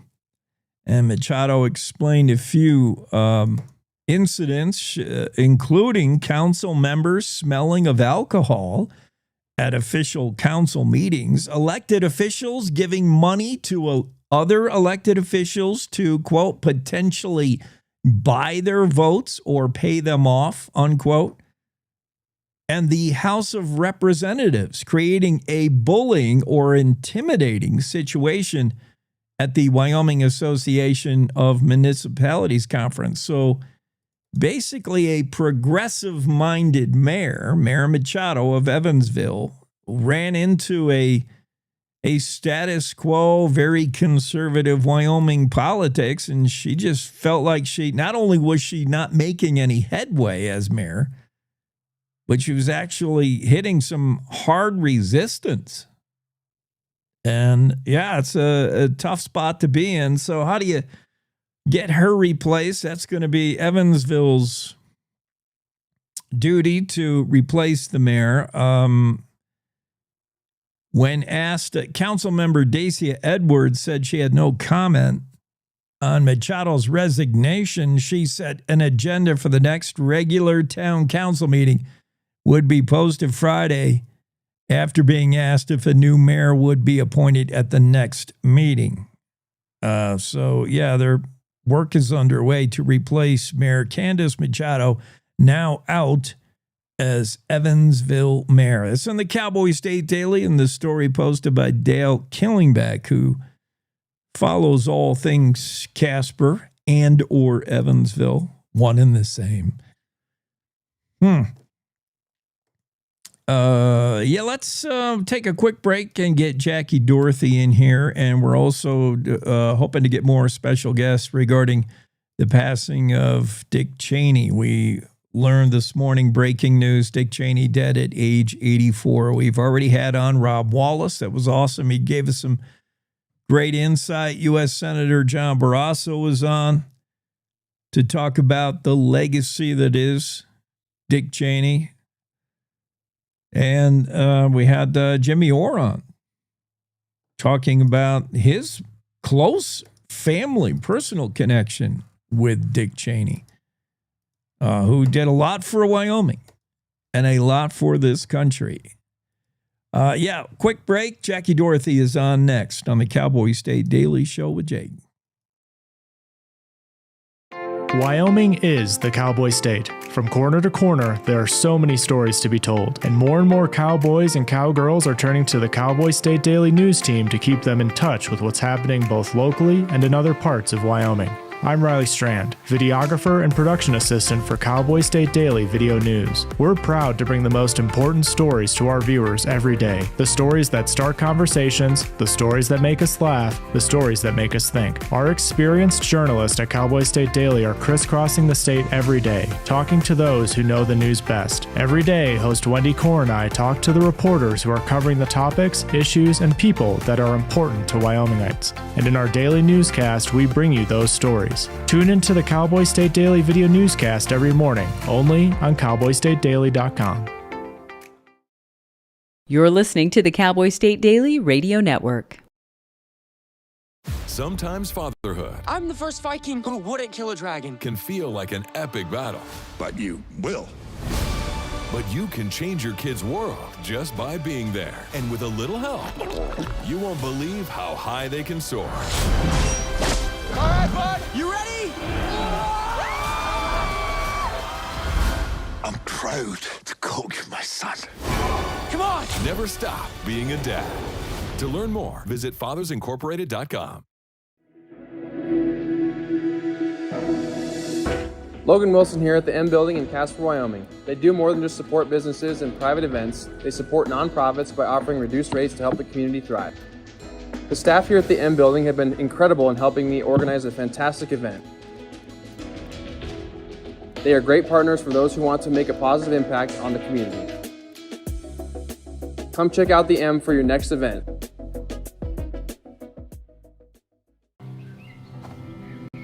For decades, I've taught you everything I know.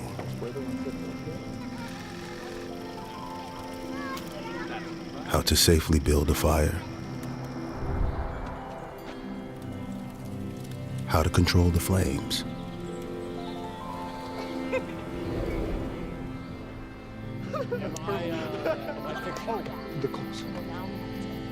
What to do with hot coals. How to secure your chains. There's no sparks.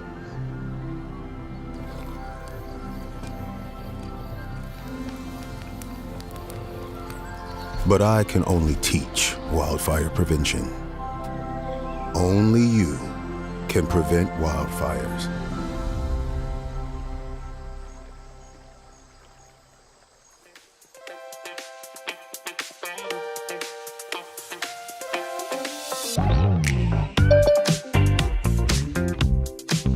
Cowboy State Daily Show, Tuesday edition, and we're gonna switch gears, and we're gonna put Jackie on Thursday in her other time slot. Talk about stories from Jackie Dorothy, but let's make a quick pivot. We've had to move nimbly this morning.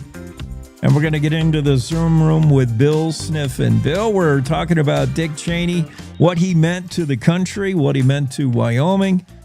Learning this morning, breaking news that Dick Cheney has died age 84. My only Dick Cheney stories don't concern anything political of his. I live in the same county as the Cheneys. So whenever Dick Cheney, during his vice presidency, and even after, whenever he was in town, there'd be increased law enforcement. If Air Force Two was landing at the Jacksonville airport, boy, you knew it. And then I did attend a few functions at the Cheney house, which meant bomb sweeping underneath your pickup truck. They had dogs and they had the whole thing. Those are my Cheney stories. But Bill, how are you remembering Dick Cheney today? Well, I have a number of memories, and of course, I sort of have two different lives with Dick Cheney. One goes back 30, 40 years when he was our U.S. representative, and a heck of a nice guy, hardworking, and a young guy, and he would call on me as an editor. Here was Dick Cheney. Yeah.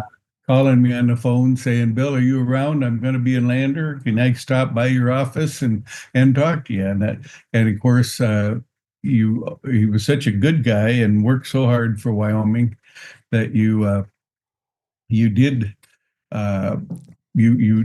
always accommodated him. Of course you did, and it was just great. And he was just and one time I ran into him in the Denver airport, and he and I had lunch together, and just a couple of young guys. I mean, I was probably in my 30s, and he's 4 or 5 years older than me, and so it was a very fond memory of a guy that was, as you know, as a reporter, you develop a great relationship with your news sources sometimes to where you become friends, you really do. There was certainly, I did not disagree with Dick on hardly anything. Back in those days, I was a certainly more liberal than I am today, but I was still knew he worked so hard. He loved Wyoming so much, that I just so that's a very endearing memory of his. Well, then later on, Bill, let me ask you something on that note, though. Those memories, what was that personal, more intimate relationship with a guy who would eventually be a pretty powerful dude in the USA? Was that close relationship an indication of Wyoming? Because Wyoming is small, as we say, and you develop those bonds, those friendships. Or was that Dick Cheney's personality, or was it both? I would say both. I mean, he was just so earnest that you couldn't not like him and appreciate what he was doing for Wyoming. But then he was also just a regular kind of a guy. He was just a really good guy. I mean, my favorite saying about him is he always said that I wasn't born in Wyoming, but I got here as fast as I could. Yeah. And he was that is how he was, and and of course the funniest story about Dick Cheney, unless somebody has already told it. Has anybody told that story yet this morning? A political story of he and Al Simpson. Oh no! Well, whenever Al and Malcolm were in a room, it was like a triple-headed comedy show practically. It was a sight to see, I hear. Well, there was a place in Riverton where the radio station was in a little house down by the river, and Dick Cheney was in a hurry to be on the radio.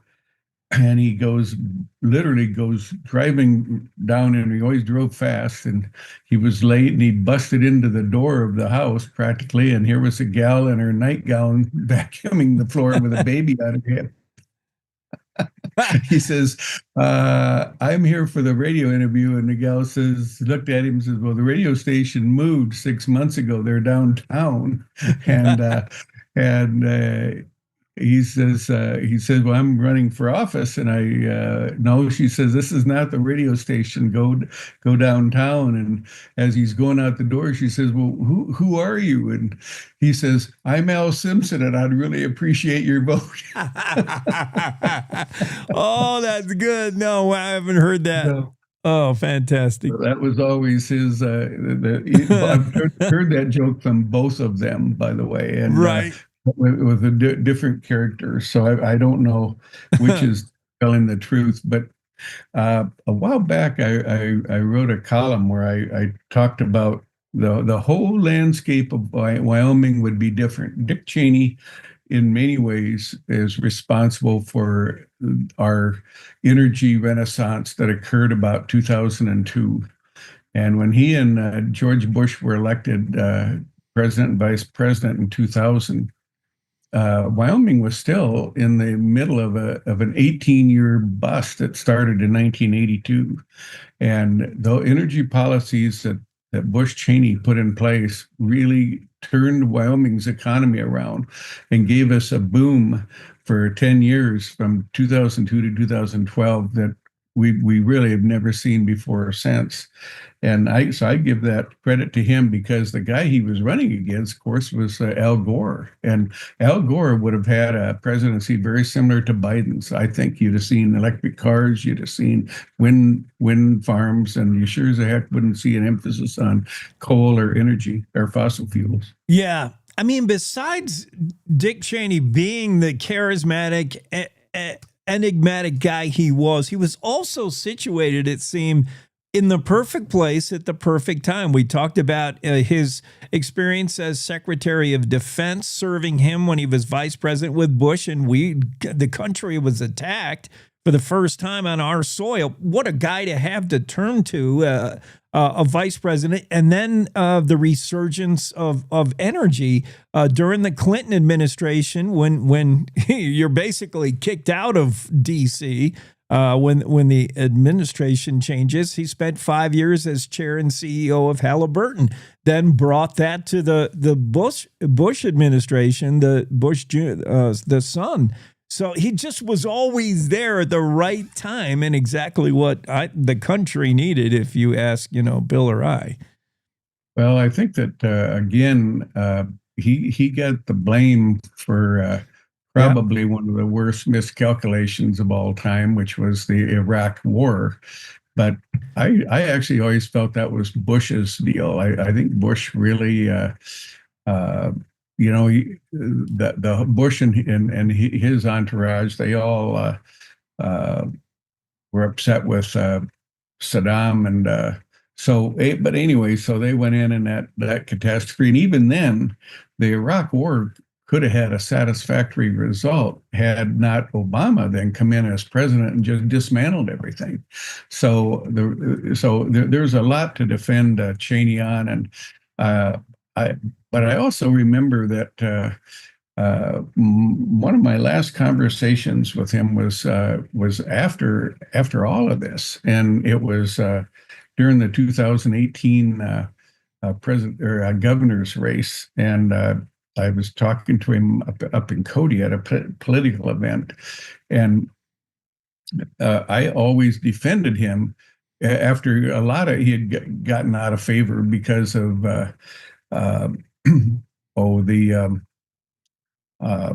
again the Iraq War, but just because of the Middle East and all kinds of things. And I always felt, what would happen to you? What would you do if 9/11 happened on your watch? I mean, the country had the worst attack it had ever had on it, ever, in our 200 and some years.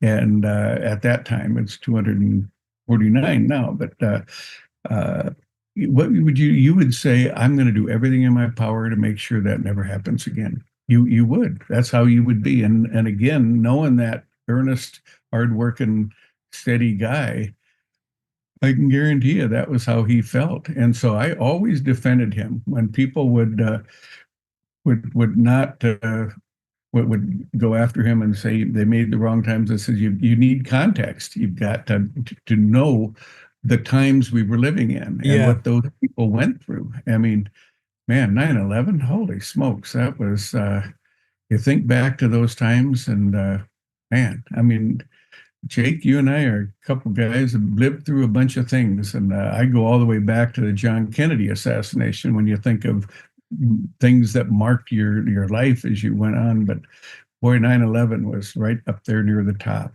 And if you were in charge, I mean, you literally had the levers of power. When that happened, you would do everything in your power to make sure that's never going to happen again. And so I always give him a lot of credit for that. And it's difficult to separate the politics and an elected's time in office with the time. I mean, how will Vice President Dick Cheney be remembered, do you think? Is he going to be remembered with the guy who finished with one of the lowest approval ratings, 13% overall, or 68% approval rating for a vice president in the aftermath of September 11? He was all over the map. War hawk, warmonger, then later, recently coming, I guess, to the aid of his daughter and switching, throwing in with Kamala Harris. How are we going to remember Dick Cheney down the road when we have a little bit of separation? I think he'll be remembered in Wyoming. He'll be remembered well. Although right now he's people just couldn't believe what happened with him and Liz, but the reason for that was that Trump was unrelenting. He was always critical of Bush Cheney for what they did in the Middle East, and again, typical Donald Trump, who I support on most things, but he'd never consider context. He again So as a result, it was easy to be critical of those guys. Well, that's why, in my opinion, Liz, I don't think she's any noble person. I think although I always liked Liz when she was doing the job and working hard for us, but she became this holding a grudge against Trump so bad that she forgot that she represented 580,000 people here in Wyoming, and she had this personal vendetta,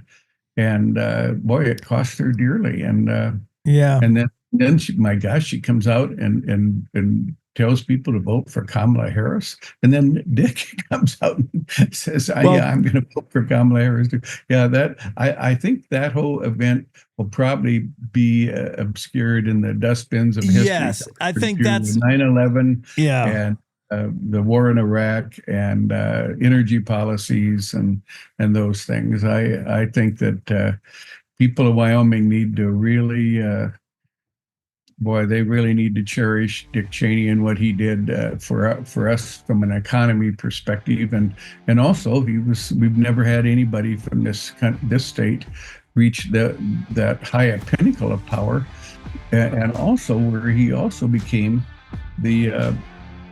Many people thought he was the most powerful person in the world. They called him the Darth Vader. They called him the puppet master. One of the most influential VPs ever, certainly, and important for Wyoming. And I think a historical perspective, when we get a little bit of perspective, yes, he's going to be remembered for all the positives.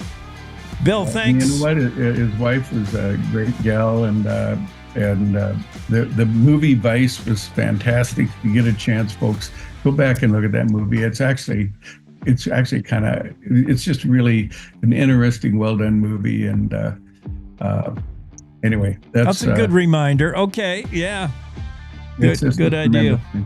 Okay, Jake. Bill, thanks for popping on. Appreciate it. Cowboy State Daily Show continues after top of the hour. It's time to take a look at what's happening around Wyoming. From the Cowboy State Daily News Center, I'm Mac Watson.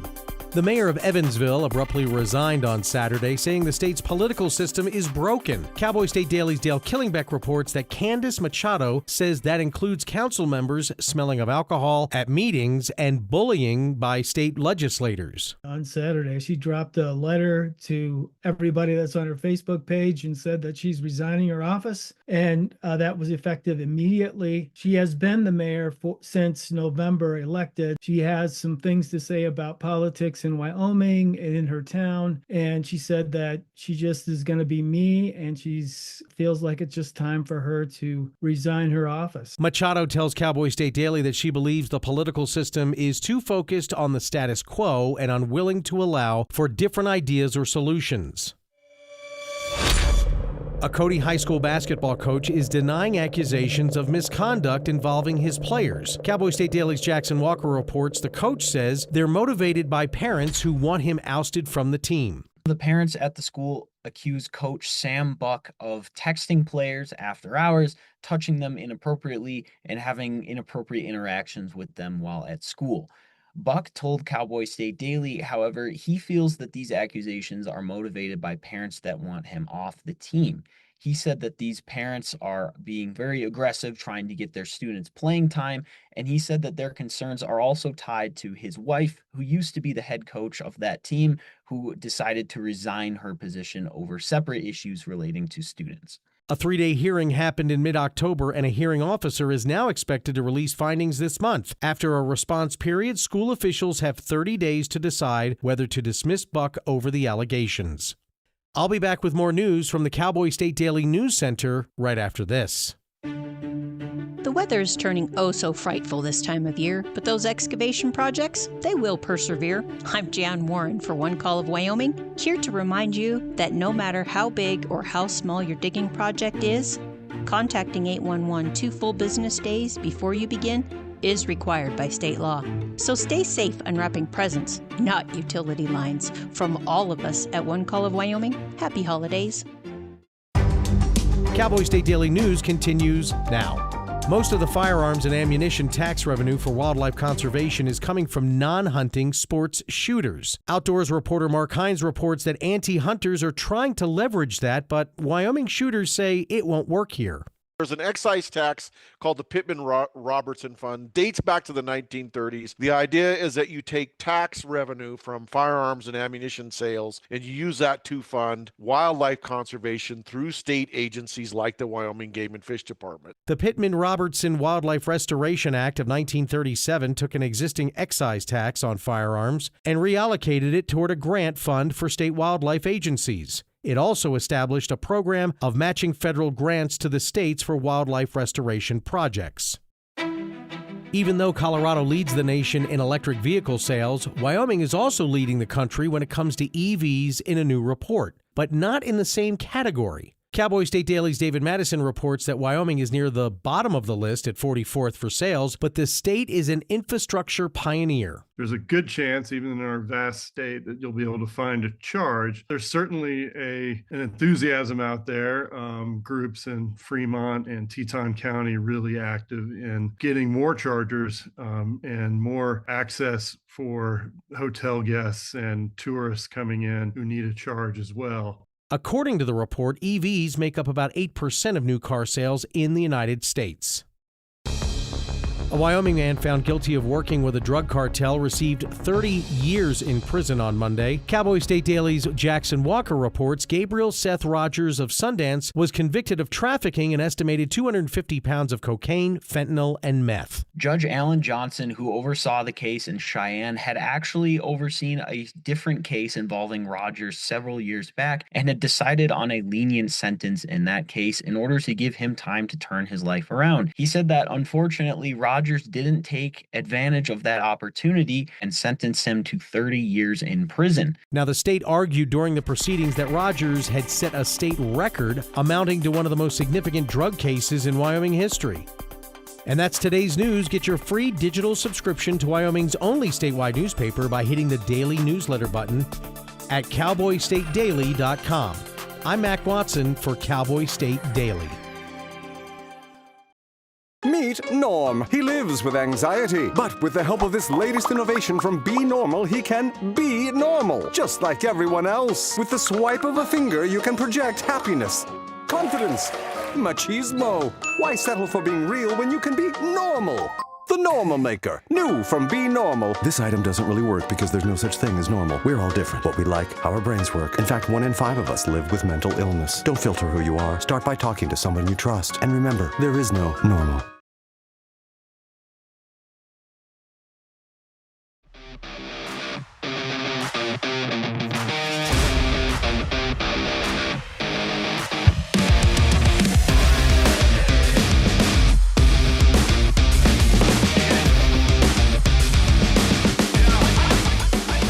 Cowboy State Daily Show with Jake, and working our way through an Election Day Tuesday, November 4th. In fact, this day in history involves the election of many politicians you'll recognize, including Ronald Reagan, 1980. We'll get to that in a moment. Mark Hines should be here shortly, but we're moved around the schedule. We're trying to react in real time to breaking news today that former vice president, former congressman from Wyoming, Dick Cheney, has died, age 84, and living a long time on his second heart. I had forgotten about his health issues, his heart issues. Jimmy Orr was on, and he remembered when Jimmy was a youngster. He remembered Dick Cheney being over at the house and having heart issues. Let's go to the Zoom room. This guy, Mark Hines. What are you doing? Hey, Mark? how's it going? It's going good. Yep. Let's see. What did I want to discuss with you? What did you want to discuss with me? Give me a minute, Mark. Pick a topic, man. I've been bouncing all over the place. Yeah, okay, yeah. I do want to talk about the tax on ammo. I was a little surprised. I don't know, maybe not surprised to hear the numbers of the estimated firearms purchased for hunting or for recreation. Which is more? Not for non-hunting, right? Non-hunting is significantly more. I might not have guessed that. Maybe. Well, I don't know. If you think about it, generally most people don't buy a new hunting rifle every year. I mean, true. Generally you you buy a rifle and you hunt with that same rifle sometimes for generations. Yeah, once you have that savage, that's it, or whatever. Yeah. Yeah. And then, but people who are into sport or recreational shooting might, buy one type of pistol and say, oh, this is cool, I want another one. And then, and they might collect a few. And the same thing with ammunition. Yeah. I mean, how many rounds of ammo do you run through your hunting rifle every year? I know, I'm not out there plinking with my 300 mag. Yeah. I mean, I run a few rounds through it, make sure it's still on zero and, make sure I'm still shooting it well. But yeah, I mean, when you're cranking off, what is it, $2.50 a shot? Right. With those high-powered rifle cartridges, right? Yeah. But as opposed to someone who's target shooting with a 9mm, imagine how many rounds it. So I mean, to me, it shouldn't come as a surprise that, and the landscape has shifted. I mean, there's a lot of. There aren't all that many new hunters, but there's, the number of recreational or people who are getting into self-defense or whatever, that's growing by leaps and bounds. It has been for a while. Good point. Yeah. We just heard, by the way, speaking of your target ammo and your real ammo, there was just a story about that old time sheriff who got in a shootout and he had 38s in the handgun instead of a 357 mag, which is what. And I do the same thing. I have a revolver that takes either, and of course you're going to target shoot with the 38. Because it's cheaper and less recoil. Mm-hmm. And 38. So that's what my grandpa carried when he was a cop. He carried a 38 special. Yeah. A Colt 38 special. Yeah. So that was 38 special was the pistol, the civilian pistol cartridge for years and years. But then 9mm kind of took over. Yeah. Okay. So how does this purchase of firearms ammo, how does that factor in? If money goes towards wildlife, what's the problem with the Pittman-Robertson Act? Well, most people support it. There's been, there's been some movement among, groups that are less than friendly to hunting or even anti-hunting will point that out and say, hey, non-hunters are contributing as much or more to wildlife conservation. So they'll use that argument. And then of course the fellow in Georgia a couple of years ago, he wasn't anti-hunter, but his take was why there shouldn't be a tax on the Second Amendment right. Firearms and ammo are part of the Second Amendment. Why should we tax that? So he floated this bill to repeal it. And of course the blowback was, thermonuclear because despite whatever intentions he had, hardly anybody agreed with him on that one.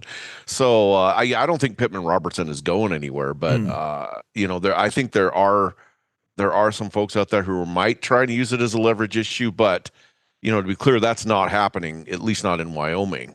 In Wyoming, so there's so much overlap between sports shooters and hunters in Wyoming to begin with, and even according to the guys I talk to, even the sports shooters who aren't hunters most certainly are not anti-hunters, and they're more than happy to have their ammo and firearms tax money go to hunting related conservation programs and Wyoming Game and Fish and that sort of thing. So, it's one of those things that I think might be a bigger problem on the national scale or a bigger wedge issue on the national scale, maybe in some metro areas.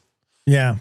All right. Good point. Well, it's not all about hunting in the fall in Wyoming. There are some folks who like to wet a fly in autumn. Yeah. You found some anglers who they want to be on the water in October or November. Okay. They say it's the absolute best time to go fishing. Yeah. Less crowded. That's key. Mm-hmm. Water's colder. I like that. And the fish are in a feeding frenzy. Yeah. They're not that midsummer hot weather stupor. But yeah, we got to be careful. We don't want to let the cat out of the bag because now everybody's going to want to go fishing in the fall. Totally, I know. We got to. Well, I mean, it's kind of how fall in Yellowstone got discovered. Have you noticed that? In probably the last 20, especially the last 10 years or so. Yeah. That used to be like a really well-kept secret. Oh, Yellowstone's awesome in the fall. And now kind of everybody knows it. So the traffic really doesn't drop off that much. Yeah. Or not as much as it used to. I know. I definitely have noticed that. And it's part secret out of the bag, and it's part aging boomers that, you used to travel with the kids. And when the kids were back in school, travel was over. But now you got, empty nesters who they pack the RV, man, and they're out there. It's not just the boomers. Most of us Gen Xers are empty nesters and grandparents at this point. Yep. Heck, there's millennials that are getting Hey, I mean, don't age us. The millennials are hitting their midlife crisis, man. It's crazy how fast time goes. Yeah. I feel for Mark Jones. You talked to him, Buffalo's Mark Jones, National Director for Gun Owners of America, and he worries about blurring the lines with tech and hunting. Using drones and hunting, I think we can all say is an unfair advantage. That's not hunting, but what about the use of a drone to aid in tracking down a wounded animal? Oh, it starts to get gray. The sentiment seems to be, maybe Tennessee will give it a whirl. Whether other states will take it up, it remains to be seen. It seems to be extremely doubtful out here in the Rocky Mountain West. I think folks here are just too averse to that. They just think that's opening a can of worms that does not need to be opened. And they already I guess the number of game tracking dogs in Tennessee is quite robust, and we're seeing more of that here. It used to be a novelty, but now you're seeing more and more people, like during hunting season, you'll see these people posting on Facebook, hey, I've got dogs available if you need them. And that's people see that as kosher. After the animal's been hit, after it's down, if you just can't find it, bring in a pooch to help you find the animal. They're not using dogs to drive game or chase game. They're bringing in a pooch after the fact to find that elk that got shot went to the dark timber and they just can't find it. So I think people in Wyoming are definitely warming up to tracking dogs, but as far as drones, I get the impression that people are like, nah, that's just a line we don't want to cross. It'd just be too easy. Particularly in these isolated, wide open spaces, I think folks just think it'd be way too easy to abuse it and start to use the drone for scouting and things like that. And just I mean, both dogs and drone enter in that it's going to be impossible to enforce. It really puts these game wardens who we talk about. There's like one per how many square miles. Like that's going to be very difficult. Are you using the drone to hunt or to track down the wounded animal? Same with the dog, really. But that's gets sticky. Okay. What else did I want to talk to? Oh. You think there's anything to this private landowners hazing elk onto their property where we, the rest of us can't get at them? I hear that over and over and over again. I've had people call me and tell me they've seen guys doing it with planes, using aircraft to drive herds of elk. Now, again, whether that's true, there's definitely something that's out there in the ether, so to speak, of the hunting community, that there is, that there are some people who supposedly who will do that, who fudge the rules and try to, and like I said, that raises, the questions between private land ownership and public hunting are rather fraught in Wyoming anyway, because we're trying to make sure everybody's rights are respected. But if that's going on, that could turn into a big deal. But again, it's one of those things. I think you raised an interesting question before. How would a game warden enforce that? That'd be difficult. Well, was the guy really herding elk, or was he just driving his fence line? I mean, you and I both worked on ranches. You and I both had to drive fence lines before. So, it's just, your presence is going to push game, and could that be constituted as harassing game? That's all the game warden really has if he wants a cite is, you were harassing game on your four-wheeler or your plane or your horse. Yeah, that's a tough call. You see, that issue comes up every hunting season, it seems. Hunters claim Wyoming landowners hoard elk by driving them off public land onto private land where we can't get at them. Interesting. There certainly is a lot of talk about that sort of thing going on. Yeah. And, and then, to, as far as with the legislature coming up as far as landowners, I think the big topic is going to be the landowner tags. Yeah. There's a lot going on they're talking about a cap. They're talking about the possibility of making them transferable, to parties outside the family, perhaps even for sale. And so I think those are going to be some hotly debated topics in the legislature. Yeah. With strong and passionate arguments on both sides. Minimum acreage of land. They've discussed that. I think that was settled. The minimum acreage of land, the Game and Fish Commission settled that. But the issues of whether they can be transferred and sold, that the Game and Fish Commission can't touch that because that's a statutory issue. Likewise, can they be capped? That's a statutory issue. So that's why the Game and Fish Commission had to pass the torch to the legislature, because that's not in their wheelhouse. They can't make those calls. So now it's going before the legislature, and that's as you and I both know, that's where the real fun begins. That's joy.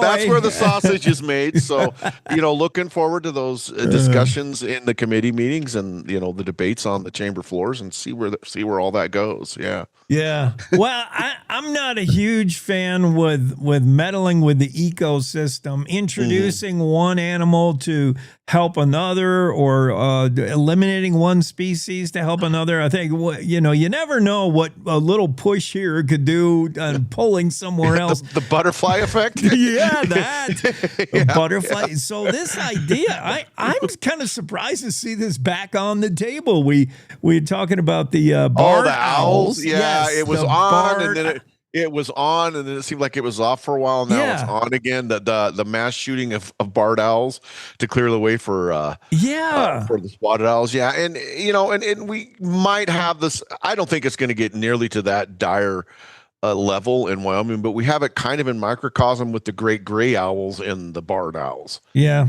Just in one part of it, because that's really the only part of Wyoming, that Teton area, that seems to have the suitable habitat for both those species. But no, yeah, you're right. That's an interesting question, and it's interesting to hear people's opinions on all sides of that. From one guy saying, hey, I think one guy quoted said, that's the way nature works. Let it happen. And then other people saying, no, maybe we should just step in and help these spotted owls. So I don't know. I just, imagine if that was your job, go out and shoot owls all day long, right? Because that's what those guys are doing in the Pacific Northwest. It's like, I don't know. It's like, what are you going to do today? I'm going to go shoot owls. Oh man, I don't know. Here's $1 billion. Go shoot owls for the government. You're like, what? This sounds like so much a Trump thing, but this is a Biden administration. No, yeah, you're right. You're right. That came out of the Biden. Goodness. And of course, people are using that, they're using political leverage. Well, Biden did, so how the partisan politics are. I'm not going to get into that. But yeah, you're right. It did not come out of this administration. It was out of the previous one. But it's so bizarre. The only thing we agree on today in politics is we need to kill owls. Both the Democrats and the Republicans. Oh, man. If you frame it in those terms. Okay. All right, man. Well, it may not be an issue in Wyoming because, like you said, we got that. I've seen the great gray, and they're huge. They can take that barred owl and just knock it, but they're gigantic.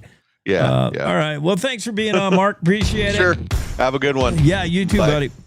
Cowboy State Daily Show continues. Let's take a quick break. We'll come right back at you after these. We're all just trying to keep things running for those who rely on us. That's why we don't have time to be sick with the flu. We don't have time for delays. Ready! We don't have time for spills. Next. We don't have time for setbacks. Let's be real. Getting the flu shot helps you fight the flu. Get a flu shot for yourself and those around you too.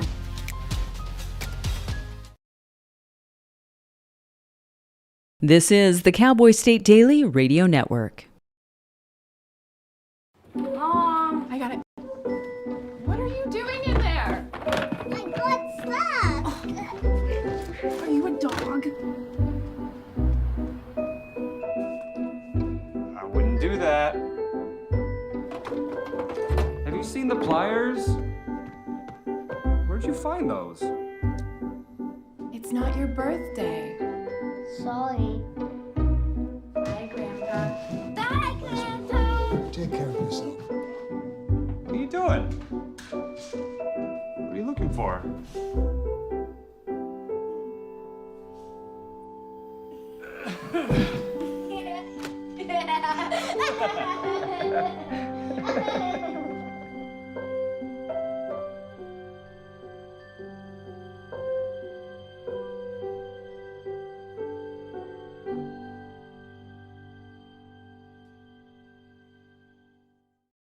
I don't think many kids in my son's school even do it. He makes fun of his friend who vapes. He would never try it. She's into soccer. She's on the honor roll. She's just not the type. No way. No way. No way. No way, my kid would never vape. Get your head out of the cloud. Today, nearly 8,000 kids will start vaping, maybe even yours. Learn about the dangers at talkaboutvaping.org. Life's daily battles are not meant to be fought alone.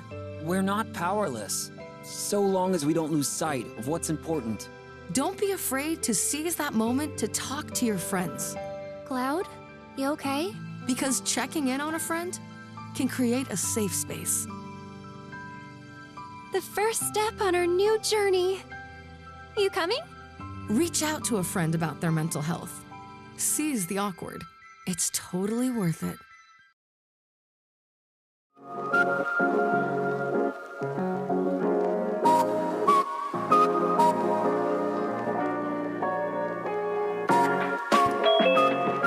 Yeah, we're back at it. Cowboy State Daily Show with Jake. And let's get to the Zoom room and get our guy Kevin Meyer in here.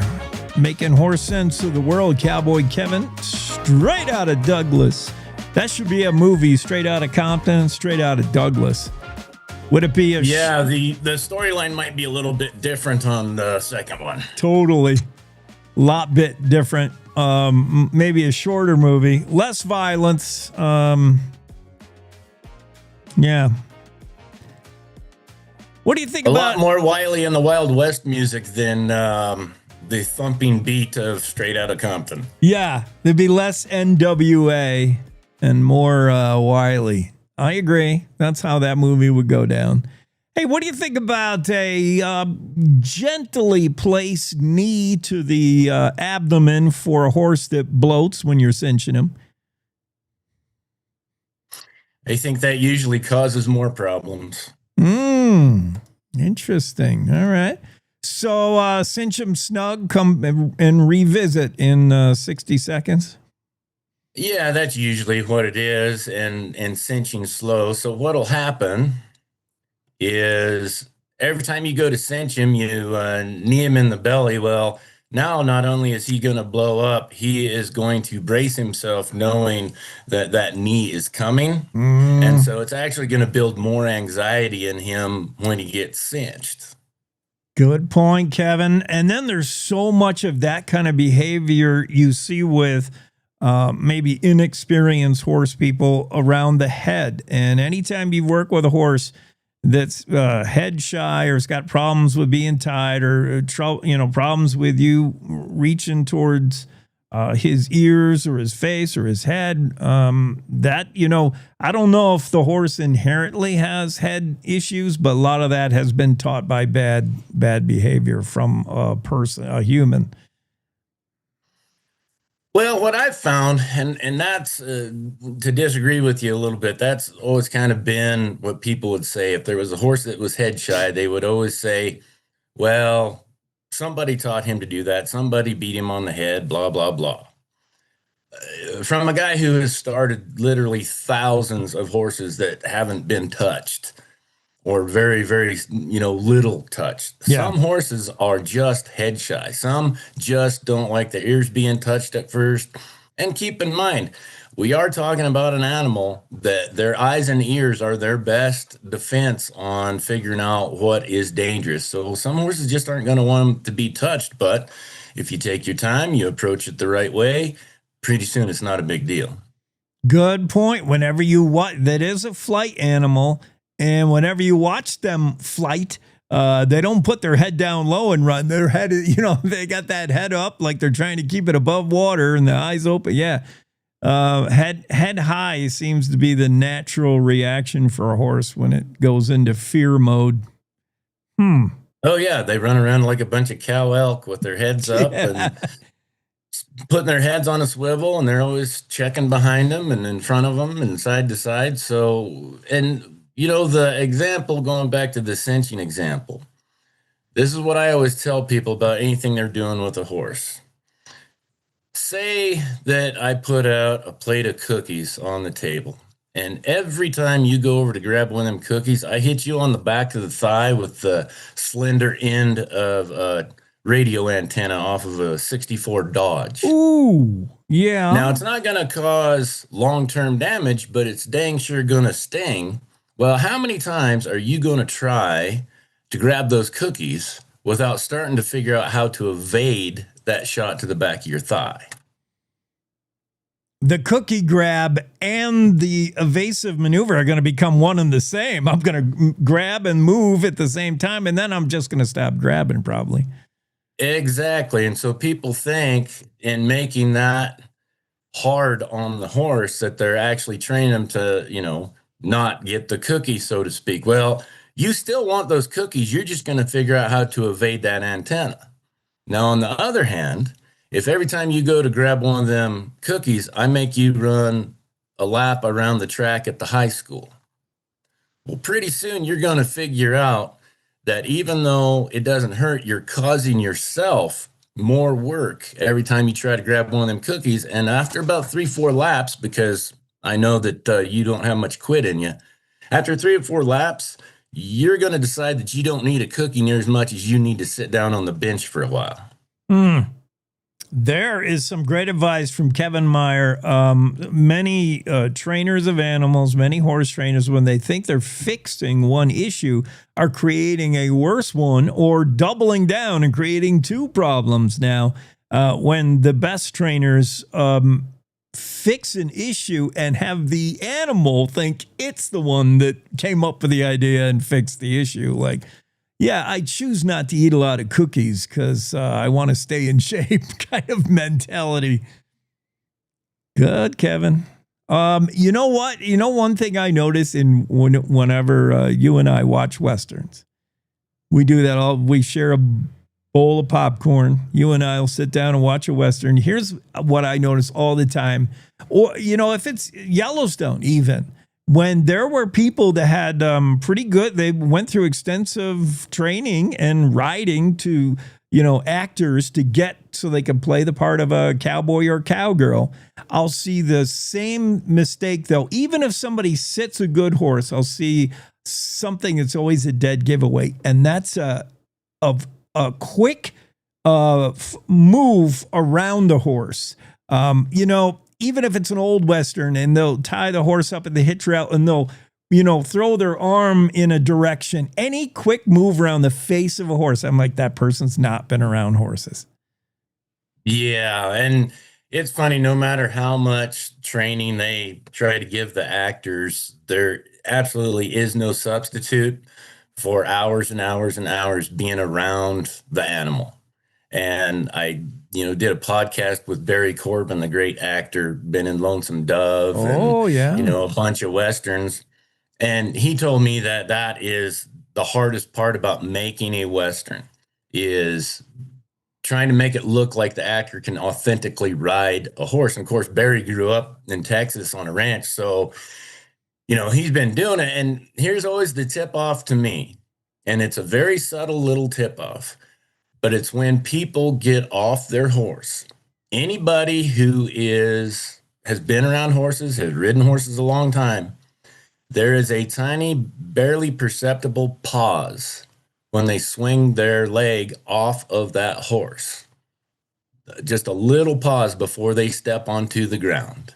They don't just bail off and they keep their left foot in that stirrup until they're standing on the ground. And that's one of the things that I always pick up on with actors, on how they get on the horse and how they get off the horse. Interesting. What is the experienced horse person doing when they have that pause, when they don't just bail off the horse? Well, really what it is to keep yourself in control. If that horse gets spooked or something jumps up and it jumps to the side, you want to be as close to that horse as possible. You don't want to be hanging out in midair, because that's how you're going to end up on your backside or the back of your neck in a really bad situation. So you just want to keep yourself balanced and in control. And when they're getting on the horse, that's why people say he stepped up onto his horse. He doesn't lean back. He keeps his body balanced and straight. Good point. Yeah, I always had much respect for the old time horsemen who could step up on a horse and do it with a saddle that maybe wasn't even cinched on. Like, how do you do that, man? Yeah, that was always the old challenge with young kids, is who could get on a horse that didn't have a cinch at all. Yeah. Get into a saddle, because you're not supposed to pull on your saddle when you get up on the horse. You're supposed to pull on the horse's mane. Right. Yeah, other little things that tell me somebody has been well coached, well versed, well trained to get up to speed on horsemanship and all things Western Wyoming. Yet there'll be a little miss. I think it was not CJ Bond. I think it was Craig Johnson. I was reading a Craig Johnson book of Sheriff Bigot, and he talked about riding a horse, and then he talked about the back of his hand petting the horse. There's another thing. How do you engage a horse and coming at a horse from the front, remembering this animal has eyes on the side of its head, so the approach should be to the shoulder, and the first touch I like to be on the neck or below the head, never over the top as if you were some kind of predator like a wolf, right? Yeah, approaching right in front of the shoulder blade is, I guess, kind of on the neck, right in front of the shoulder blade is, I guess, just my kind of habit. Now I think about it, that's usually where I approach those horses.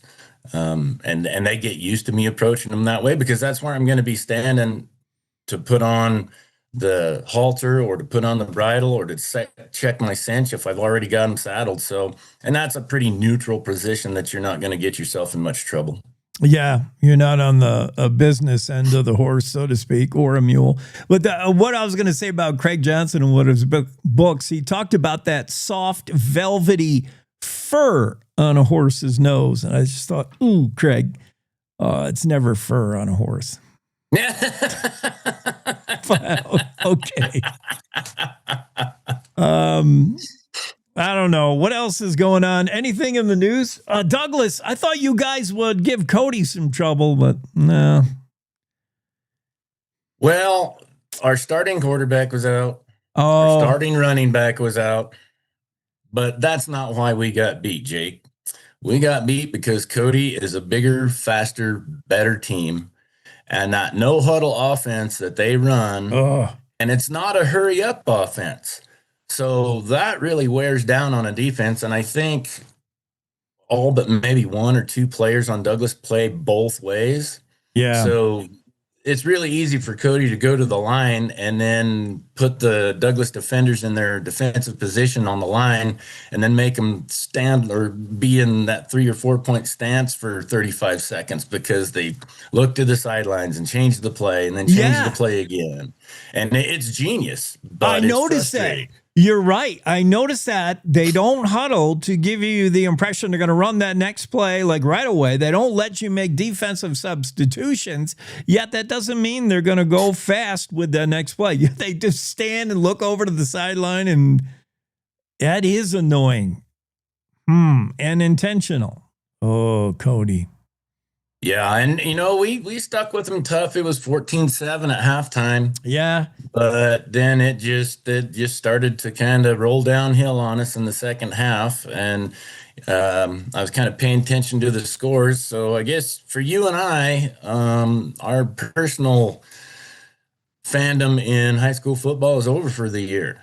That's it. It's on to basketball. I know. But I'll be interested to see how the East fares against the West. Star Valley, Cody look again like all that. But Riverton and Lander have impressed me this year like never before. It'll be fun.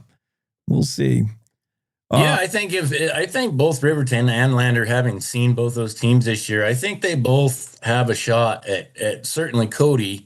Is it Lander Valley that's going to Cody, or are they playing Star Valley? Lander Valley, Star Valley. Yeah. Riverton. Okay, yeah. So it's Riverton going up to Cody. I think those ought to be some good games, but let's be honest.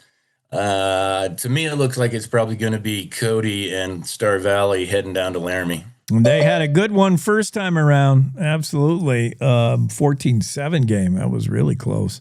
One final thing. I have no idea, but I'll throw it out there just because it's the breaking news this morning and the passing of former Vice President Dick Cheney. Any 1 degree, 2 degree, 3 degree separations of Dick Cheney in your life? I mean, how does a cowboy and a politician ever rub shoulders? I don't know. Well, I never had any personal dealings with him, really. However, I do remember when he first ran for Congress, and I was pretty darn little when he did that. But I can remember when he was making campaign runs across Wyoming, he was going to the ranches and talking to people, and he drove 50 miles down a dirt road from the highway to get to that little ranching community that I lived in, and spent a couple hours talking to people there. And that's something I don't think you're going to see too many political people do anymore.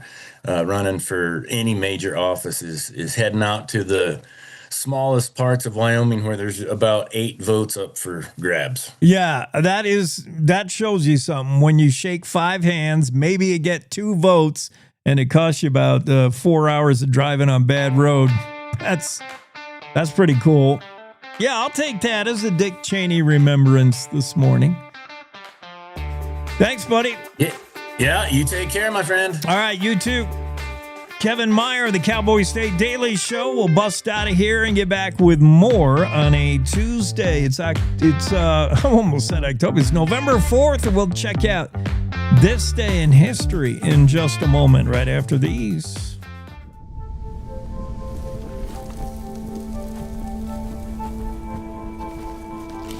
Eva Marie smoked 12,000 packs of cigarettes over 15 years. She quit. And now there's a new lung cancer screening that could save her life. You stopped smoking. Now start screening. No matter how much you smoked, early detection could save you. Talk to your doctor or learn more at savedbythescan.org. You're listening to the Cowboy State Daily Radio Network. Who can you turn to for news you can trust? Your local TV and radio broadcasters. You trust us to keep you safe during times of crisis and to deliver the weather, sports, and entertainment you rely on every day. We bring you the facts you need to make decisions that matter. And as misinformation floods social media, you can trust your local stations to deliver the truth. Text TV to 52886 and tell Congress you rely on your local stations for trusted news. You handle the healthcare, we'll handle the marketing. In need of a spark for marketing your medical practice? Loom Studio provides creative and strategic healthcare marketing that illuminates the path to bigger and better experiences for your business and your patients. We specialize in branding and design, social media, website design, SEO and SCM, not to mention content creation, public and media relations, and marketing metrics to ensure you're getting results. If you're looking to increase your patient engagement and retention, enhance your community impact, and streamline your marketing efforts, our team is ready to help you achieve your goals. Contact us today and learn more at loomstudio.com. We come from a long line of farmers, and there's a sense of pride, but there's also a significant amount of pressure. Farmers have to take care of their physical and their mental health, because what's a farm without a farmer? Watching the sun come up, that's my time. I can have a cup of coffee, and every day is a new opportunity. That's cool. Yay! Don't forget to check in on yourself. Love your mind.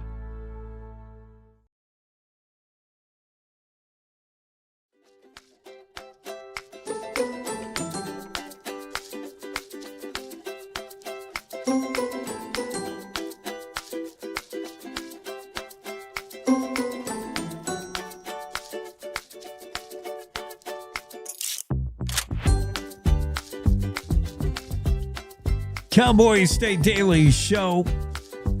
Thanks for making us a part of your morning routine. Appreciate it. You hear us and see the product on YouTube. We got our own dedicated channel, X Live, Facebook Live, on the website, on the homepage, cowboystatedaily.com.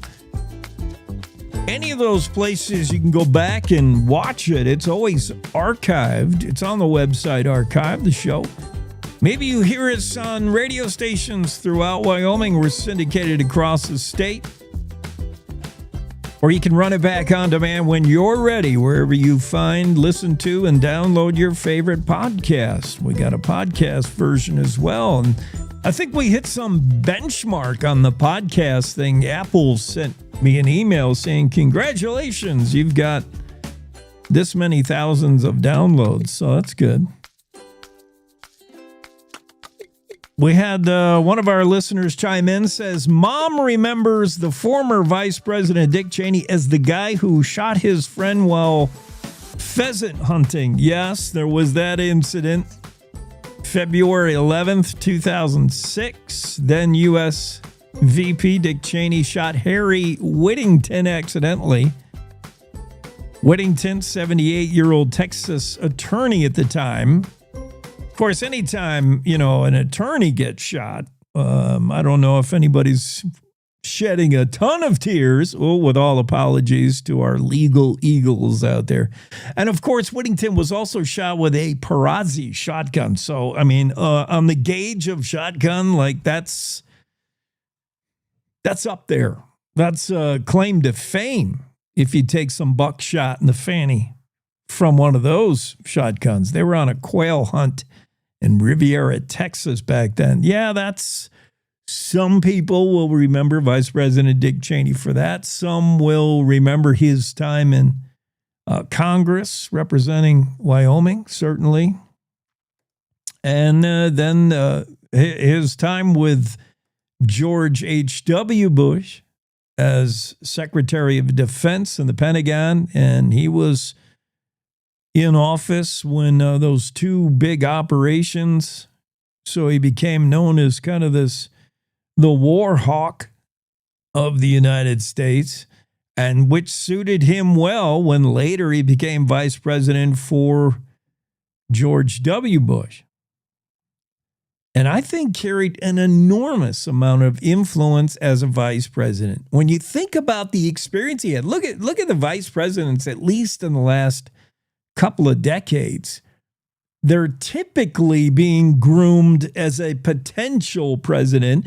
They typically don't have the kind of experience that Dick Cheney had when he became vice president. He already had a decade in as a congressman from Wyoming, already had long serving as a cabinet post, a Department of Defense. Like he brought a ton of experience, and having worked for George W. Bush's father, that had to be enormous influence. As Jimmy Orr pointed out when he was on, it was Dick Cheney that was instructed, find me a vice president, George Bush said. And Dick Cheney kind of went through a whole list of potentials and said, the best one here is me. And he probably was. 2 terms with George W. Yeah, remembering Dick Cheney today and hoping to get Pete Williams on, because for those in the know, you almost can't say Dick Cheney without saying Pete Williams. In fact, Pete Williams said things on Dick Cheney's behalf his whole career. That was his job, Pete Williams. Natrona County High School debate team graduated from Natrona County High. Pete Williams did. So did Dick Cheney.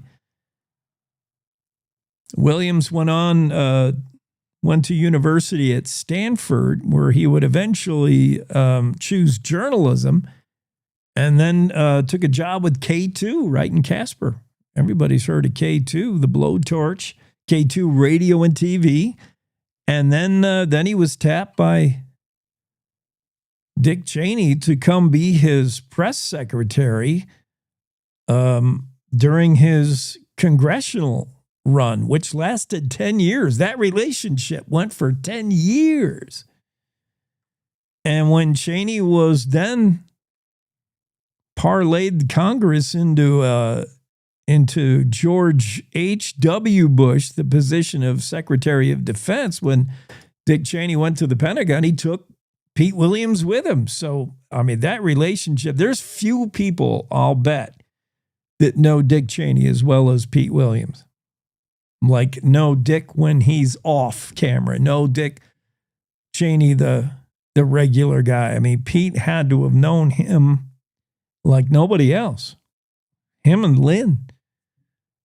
But yeah, Pete Williams. And then after Pete and Dick parted ways professionally, Pete Williams went on to be the news justice correspondent at NBC. And for many of us, he was, every time there was a Supreme Court decision that was laid down, Pete Williams broke it down for us. He broke down Supreme Court decisions better and faster than anybody else. Whenever anything happened with SCOTUS, NBC went to Pete Williams, what just happened?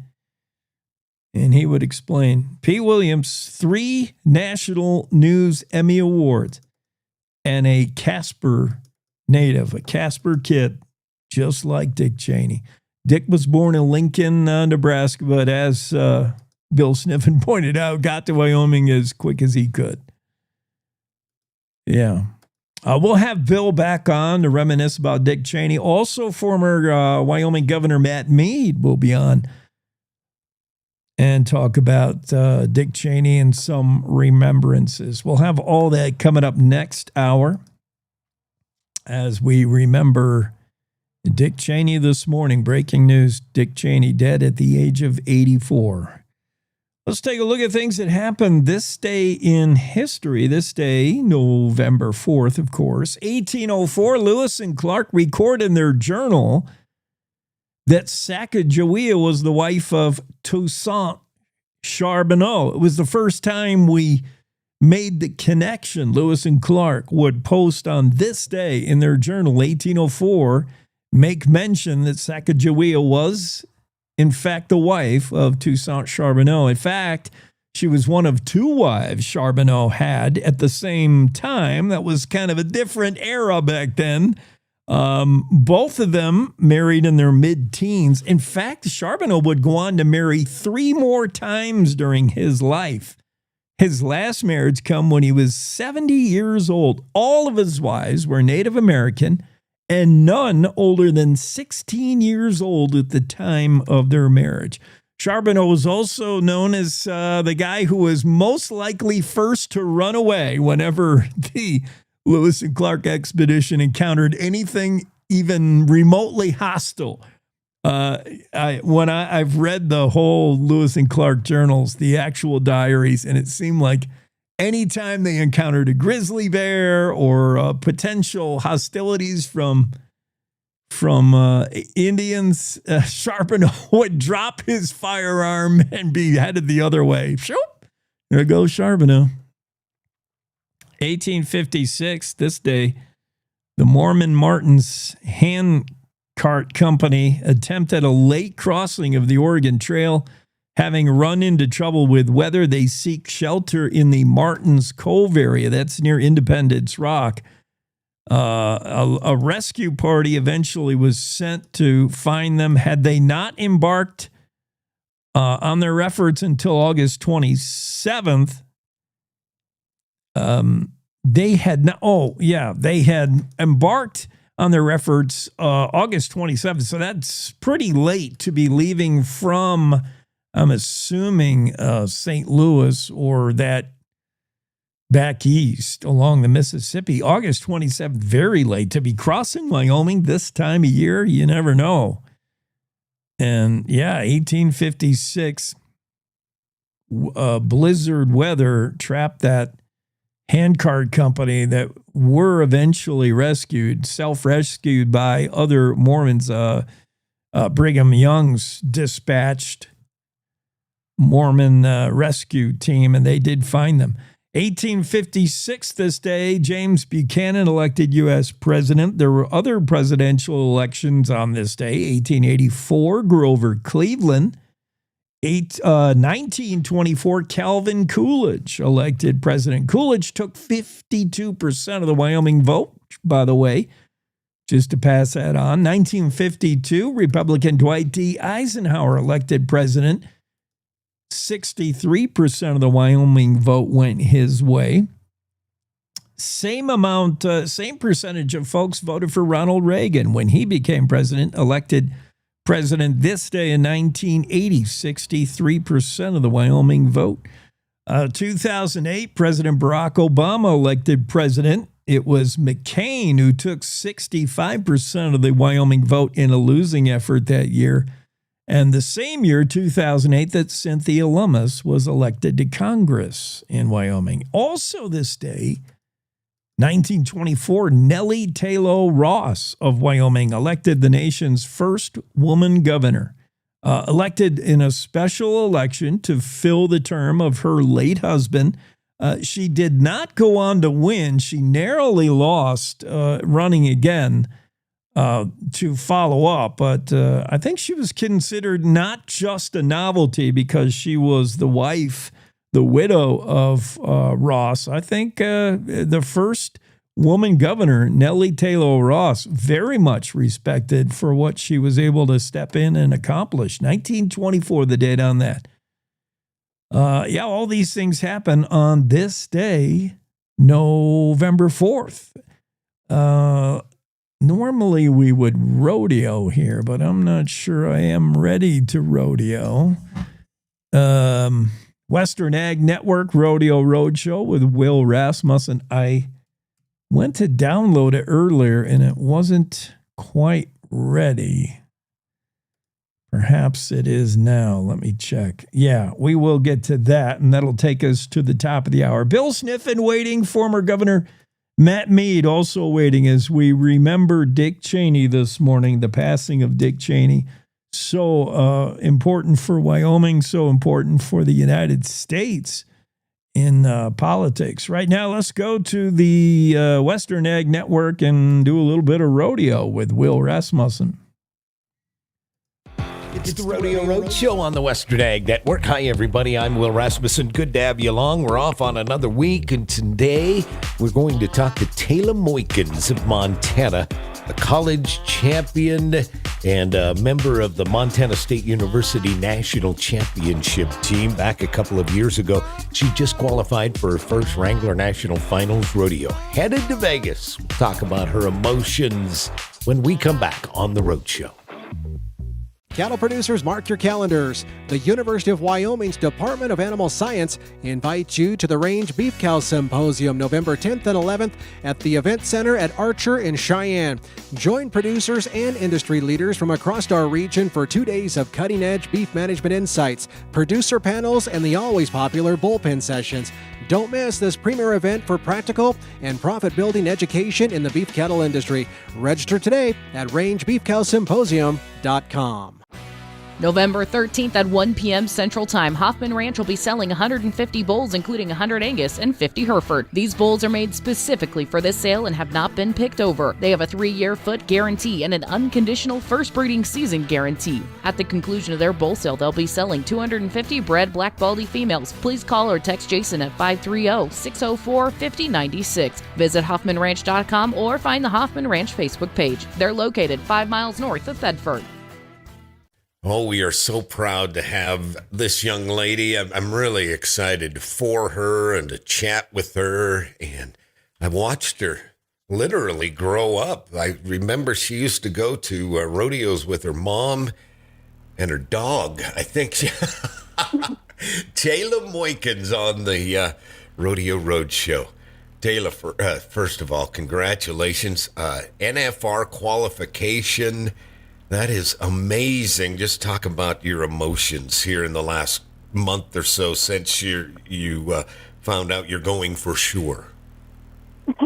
Well, thank you. It's been kind of a roller coaster of emotions, going from pure excitement and disbelief to now trying to figure out what even I need to bring. I've never done this before, so we've had a lot of great friends help out with that and kind of give you the little tidbits of what you should and shouldn't do. Taylor Moykins of Montana, the first national champion barrel racer ever in the history of Montana State University out of Bozeman, Montana. She is now headed to her first national finals rodeo, the next generation of the Moykins family, from the headwaters of the Missouri River, Three Forks, Montana, on the Rodeo Roadshow. Thanks for taking us along today. I'm Will Rasmussen on the Western Ag Network. This is the Cowboy State Daily Morning Show with Jake. Yeah, thank you, Will. Thank you, Western Ag Network, for the Rodeo Roadshow. That'll take us up to top of the hour. Stick around. We still got another hour of show left, and we're going to talk about Dick Cheney with former Governor Matt Mead and with Bill Sniffen, who's got some personal 1 degree of separation stories of Dick Cheney, what it was like growing up in that time in politics when Dick Cheney was member of Congress on behalf of Wyoming. All that coming up and more. Stay with us. Top of the hour news break now.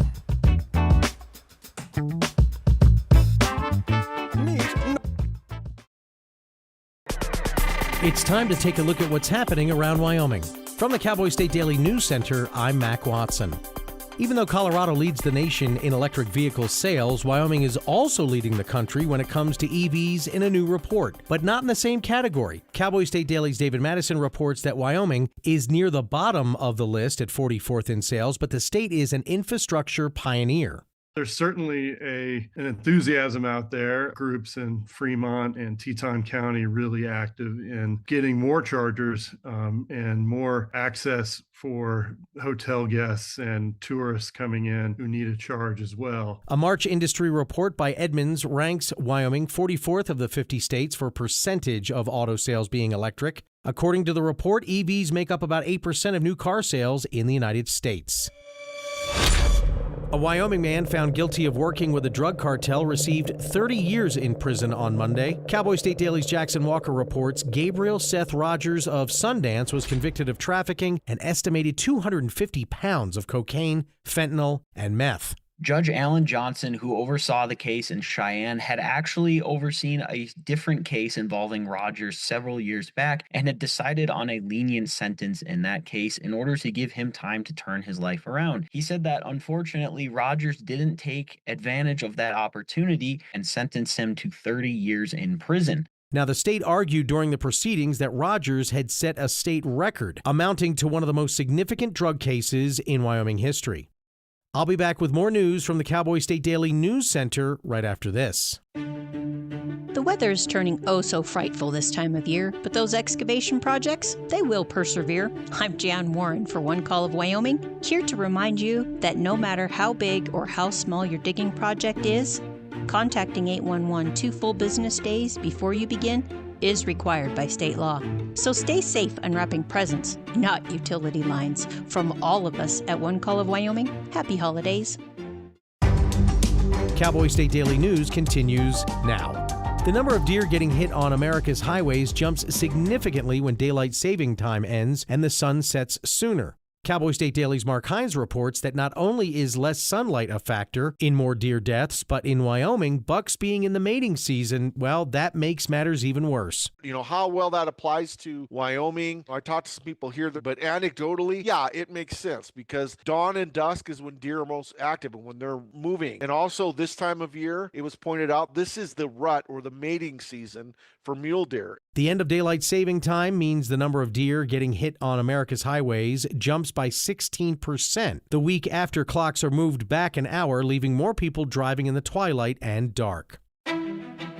The The mayor of Evansville abruptly resigned on Saturday, saying the state's political system is broken. Cowboy State Daily's Dale Killingbeck reports that Candace Machado says that includes council members smelling of alcohol at meetings and bullying by state legislators. On Saturday, she dropped a letter to everybody that's on her Facebook page and said that she's resigning her office, and that was effective immediately. She has been the mayor since November elected. She has some things to say about politics in Wyoming and in her town, and she said that she just is going to be me, and she's feels like it's just time for her to resign her office. Machado tells Cowboy State Daily that she believes the political system is too focused on the status quo and unwilling to allow for different ideas or solutions.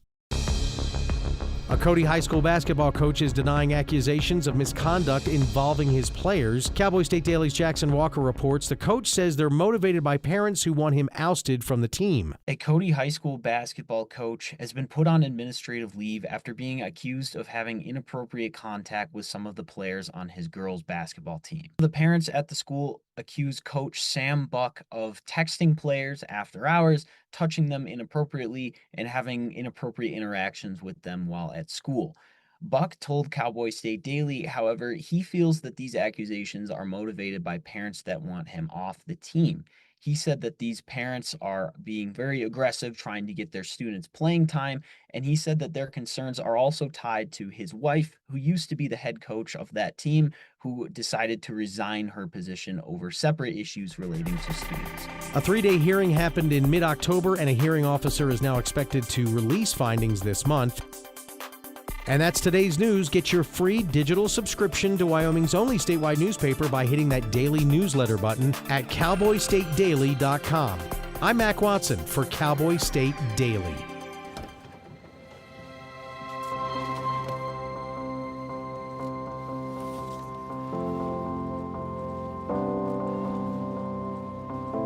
The impact of a meal goes well beyond feeding our bodies. Food can open endless possibilities for people to thrive.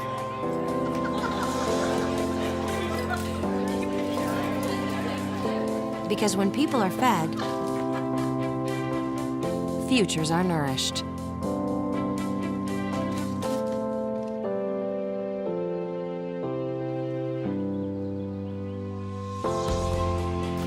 Everyone deserves to live a full life.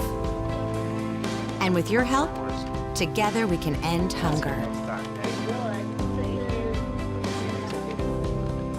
Join the movement at feedingamerica.org/actnow.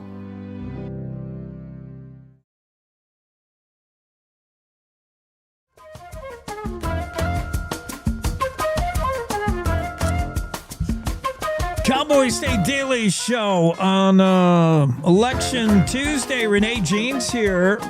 She's probably enjoying her favorite snack, some Dubai chocolate.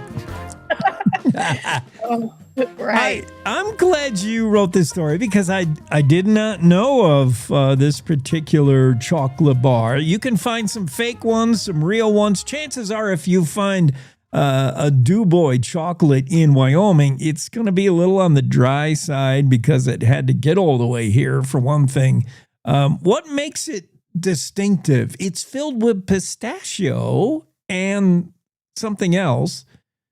It's a bar full of Middle Eastern flavors. These are not common to the world's palate, but this treat kind of introduces them to the world, basically. I think it's fun to know. So first of all, the chocolate bars you're seeing in the gas stations didn't come from Dubai. They're mass produced. They're made with ingredients that can be sourced in America. They're not using the original, Middle Eastern ingredients. And that's why, according to aficionados, they're just not as good.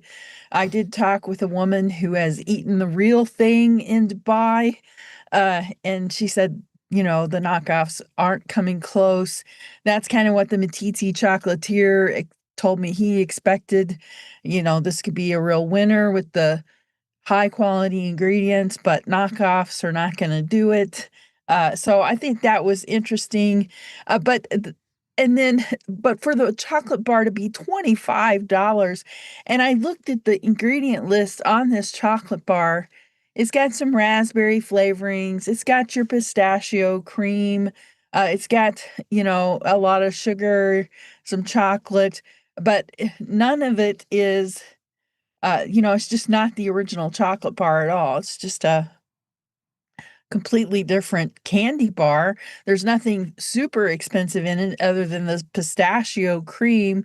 How much pistachios in there, I don't know. To me, it didn't even taste like pistachio. So did they just put some green food coloring in there? I don't know.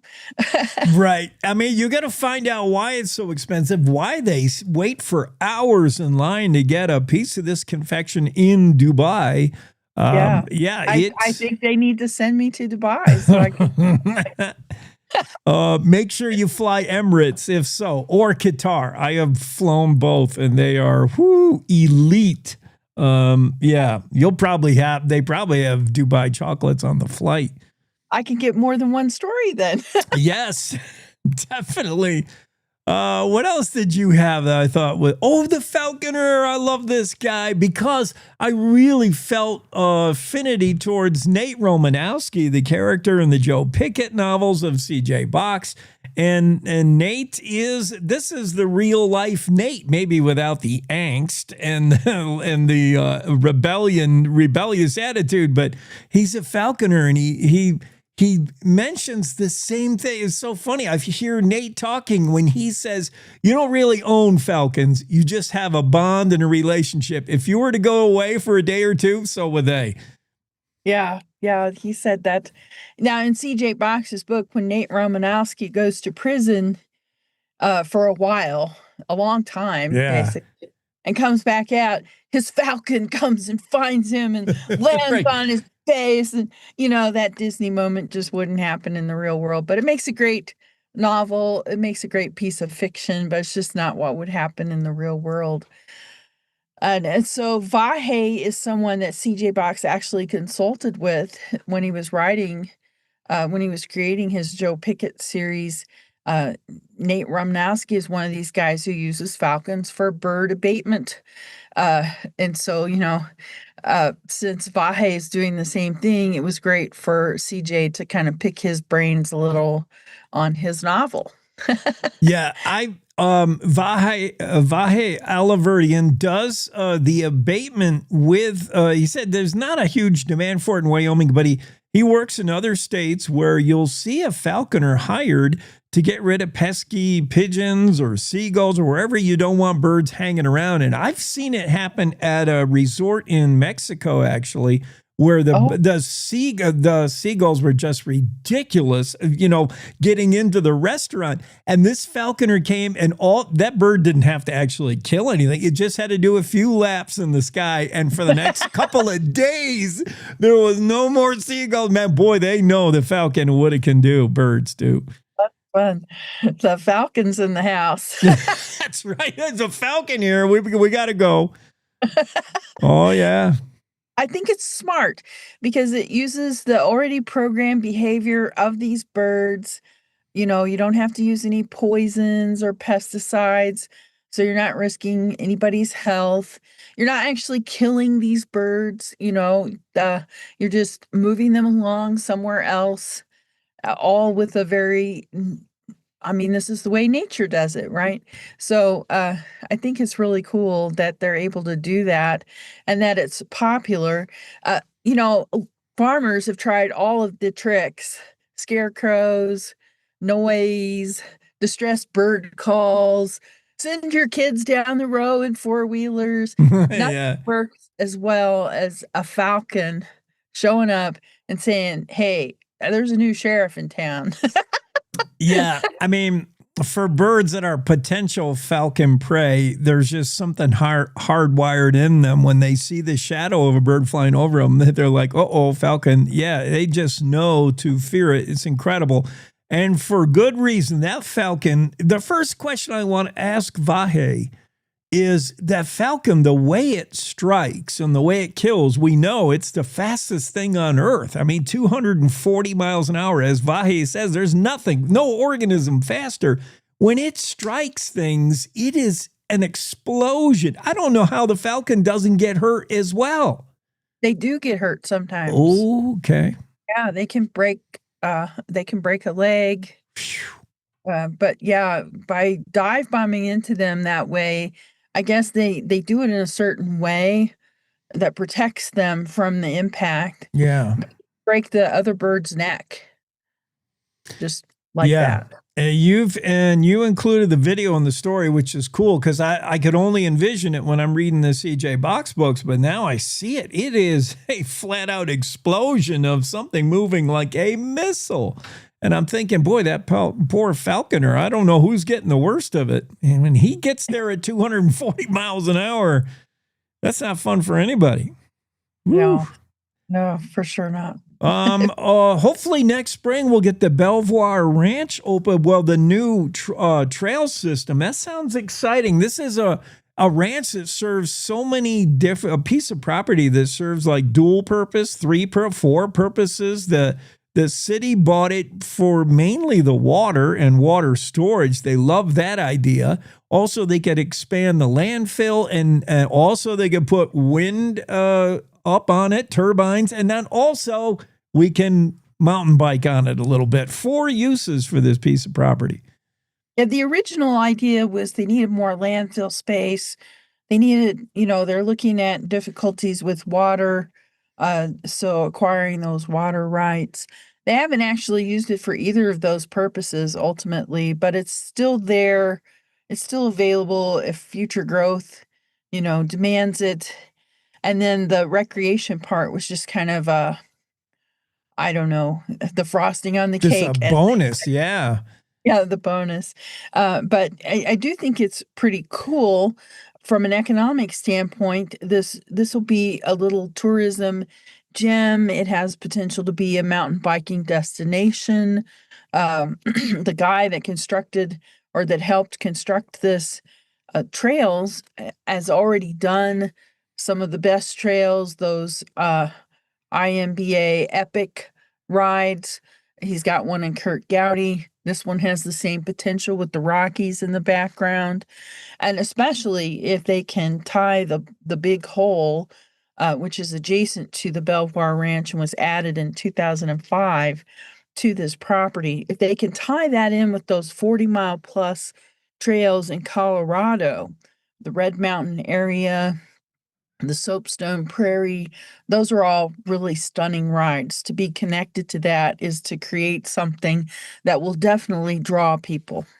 That'll be a biking mecca. Todd Thibodeau is the guy who's helped with TPT trails. He's kind of doubled up from 6 to 12 miles of trail. It'll open to the public hopefully in spring when they have signage complete and they're truly ready to go. But that's exciting news for folks who mountain bike in that neck of the woods. Yeah, and I wanted to point out, too, that this is still a ranch. They're still running cattle on this ranch. The recreational use is not using up the whole ranch. And the windmills use a good portion of the ranch, but they don't interfere with the cattle. So, the city's kind of designed this to everything plays together. I'm not going to say they play nice together. I don't know that, but they are all playing together. The windmills bring in about $1 million a year in revenue for the leases. The cattle bring in a couple $100,000. So you're generating some income on this property. They've used some of that income to help develop the recreational area. So, it's not tax money necessarily. There is some grant money involved, but it's not all tax money. Man, I mean, this to me seems like a incredible return on investment. We're talking about a property that was purchased just a shade under $6 million back in the day, and they're getting a lot out of it. Yeah, and the lease for the wind towers is over 39 years, so total of $39 million over that period of time. Smart move, Cheyenne. Mayor Patrick Collins. Was Collins the mayor when they bought that? That was a while ago. I'm not sure if he was the mayor at the time they decided to buy it. Maybe that he came on board shortly after. I'm not sure about the time frame on that, Jake. But he is familiar with it if he wasn't there when they decided. He came on board shortly after. Talking about C.J. Box earlier and his wildly successful Joe Pickett series, now over 24 of those books. I have them all. I've read them all. Maybe the only place... Yeah. Maybe the only place that Nate Romanowski's Falcons haven't flown or C.J. Box hasn't been is down there in Afton, Wyoming, in the heart of Star Valley. And if he truly is poking around there researching... I mean, go no further than the intermittent spring. It is world renowned. There's not many springs that do what the intermittent springs do. Maybe build something off of that. I don't know. That's true. It was fun to put this story together, Jake. Nobody knows for sure what his plot's going to be. Yeah. I think there are several possibilities there. You've got all these outsiders moving in who have different ideas about their property. They're putting up no trespassing signs. You have companies that are doing things in the area around Afton, like the new helium effort. That's a couple hours away up by LaBarge, but it's some of his books. Big companies have come in doing things that lead to pretty thrilling stories. The culture clash between these newcomers, that's been a theme in some of the books. Eco terrorists maybe could be targeting the intermittent stream. I mean, that does provide the city's water supply. You got plenty of remote areas for Joe Pickett to tromp around in. Stunning, beautiful remote areas. Cool, quirky kind of things for color. The largest elk antler arch in the world. In Afton, you've got the Colton Lodge, which is the oldest and largest building in Afton. 3 stories. I mean, you could see something from a great distance looking out from a 3rd-story room in the Coulter Lodge. It's got a lot of cool artifacts in there, including a life-size wooden statue of a couple, I guess, right after dancing or something. Well, I think kind of spooky. Afton has a lot of story to tell, but I don't know if you can tell the Afton story and the Star Valley story without LDS. And I'd be interested to see how CJ would approach that. You can't just ignore it. I mean, the LDS influence is huge in Star Valley. And how do you navigate that? That would be interesting to see if he truly does set his next Joe Pickett novel there in Afton. Yeah. And the community banded together to erect that star on the side of the mountain. You can see it all across the valley. So you're right. That is a pretty prevalent theme there that's available. I don't know. I also think there are pretty interesting ways to get around in Afton. Snow planes, for example, they're not manufactured and sold anymore, but there are collectors who have them. There are groups that get together in the woods and meet reunions and relive the glory days and ride their little snow planes around. Those things will go pretty fast. Yep. Snow plane. Yep. And cheese. Cheese has a great history down there. In fact, the football team was named the Cheesemakers for many years until they changed their name. I think in the 40s, they were the Star Valley Cheesemakers. Yeah. Yeah. Oh, so incredible. Lots of fun things that can a lot of directions you can go, CJ. If you need any help consulting, Renee's available. We'll tell you all. I'm sure he doesn't need any help in that regard. But I thought it was fun to just kind of highlight all these cool things about Afton that could be in the next book that he's writing now. Yeah. And it'll be fun to see what he ultimately comes up with. Yeah. I'm always excited. Meanwhile, the town of Afton has hired Renee as their tourism director after that story.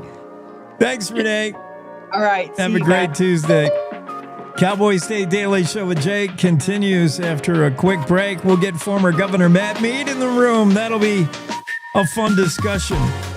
Always wanted a chance to talk to my favorite Wyoming governor, Matt Mead. I'm serious. I'm not just saying that. Let's get Matt in here right after this quick break. Welcome to The Jake Show on Cowboy State Daily. Wyoming's daily dose of raw, unfiltered, and occasionally uncomfortable truth. I don't do talking points. I do reality. No spin, no fluff, just Jake. Local issues, national nonsense, and zero BS. It's truth, sarcasm, and grit, shaken, not stirred. I just call it like I see it, and I see a lot of Let's just say I see a lot. From the Capitol to the county fair, if it matters to Wyoming, Jake's got something to say, and he's not asking permission. The West was built by people who weren't afraid to speak up. I'm just keeping the tradition alive. The Jake Show. Weekdays on CowboyStateDaily.com and wherever you get your dose of reality. Not for the easily rattled. Perfect for everyone else. This is the Cowboy State Daily Radio Network. Nestled between Casper Mountain and the North Platte River, you'll find the heart of Wyoming, with a bustling downtown centered around our outdoor haven. Casper is for adventurers, freedom seekers, and rule breakers who find beauty off the beaten path. So if touchable history, a vibrant community, and uninterrupted outdoor recreation define your travel itinerary, allow us to welcome you to the one and only Casper, Wyoming. Plan your trip at visitcasper.com. All right, look at you taking the stairs. Who are you? We're your lungs. We are proud of you for quitting smoking, but you still may be at risk for lung cancer. A routine cancer scan can detect it early when it's more curable. Good to know. Well, I gotta go somewhere. So do we. So do we. Listen to your lungs. Get a routine screening that could save your life. Talk to your doctor and learn more at savedbythescan.org. I think I finally found. Hey, how you doing? Hey, Mason. Hey, Mason. Got a new house. It's looking pretty cool so far. A place that I call home. I'm teaching Louise how to cook some lasagna. It only takes a spark to make a fire start.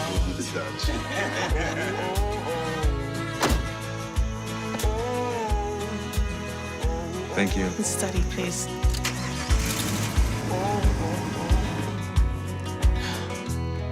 I think I finally found a place to make my own. A place that I call home. This place that I call home.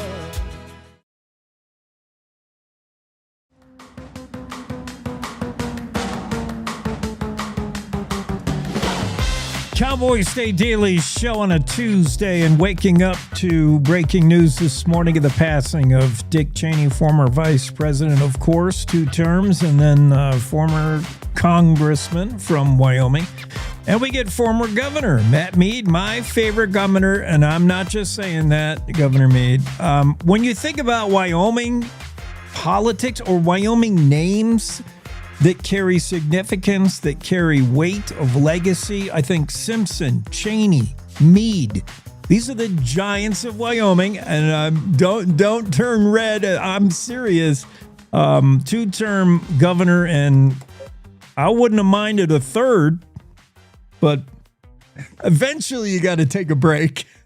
Well, you're very nice. I am not to be mentioned in the same likes as Senator Simpson and Dick Cheney. I tell you, growing up, I had the privilege occasionally when my grandparents would have dinner with the Simpsons or the Cheneys. And I mean, anytime you're around Dick Cheney, it felt like an honor because he was just such an incredible man. I mean, think about somebody who was chief of staff in his early 30s for a president. Yeah.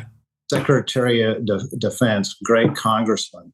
And in my mind, just the most effective vice president in our history. I mean, he was that powerful of a guy. I think that will be one of the huge things he's remembered for. And we've been talking about that all morning. It's no wonder because, yes, the young start he got and working for, the first Bush, H.W., working in the Pentagon. And then, yeah, he just had so much experience almost overshadowing George W. Bush in ways as vice president. And he was right there at 9/11. How important do you think that was?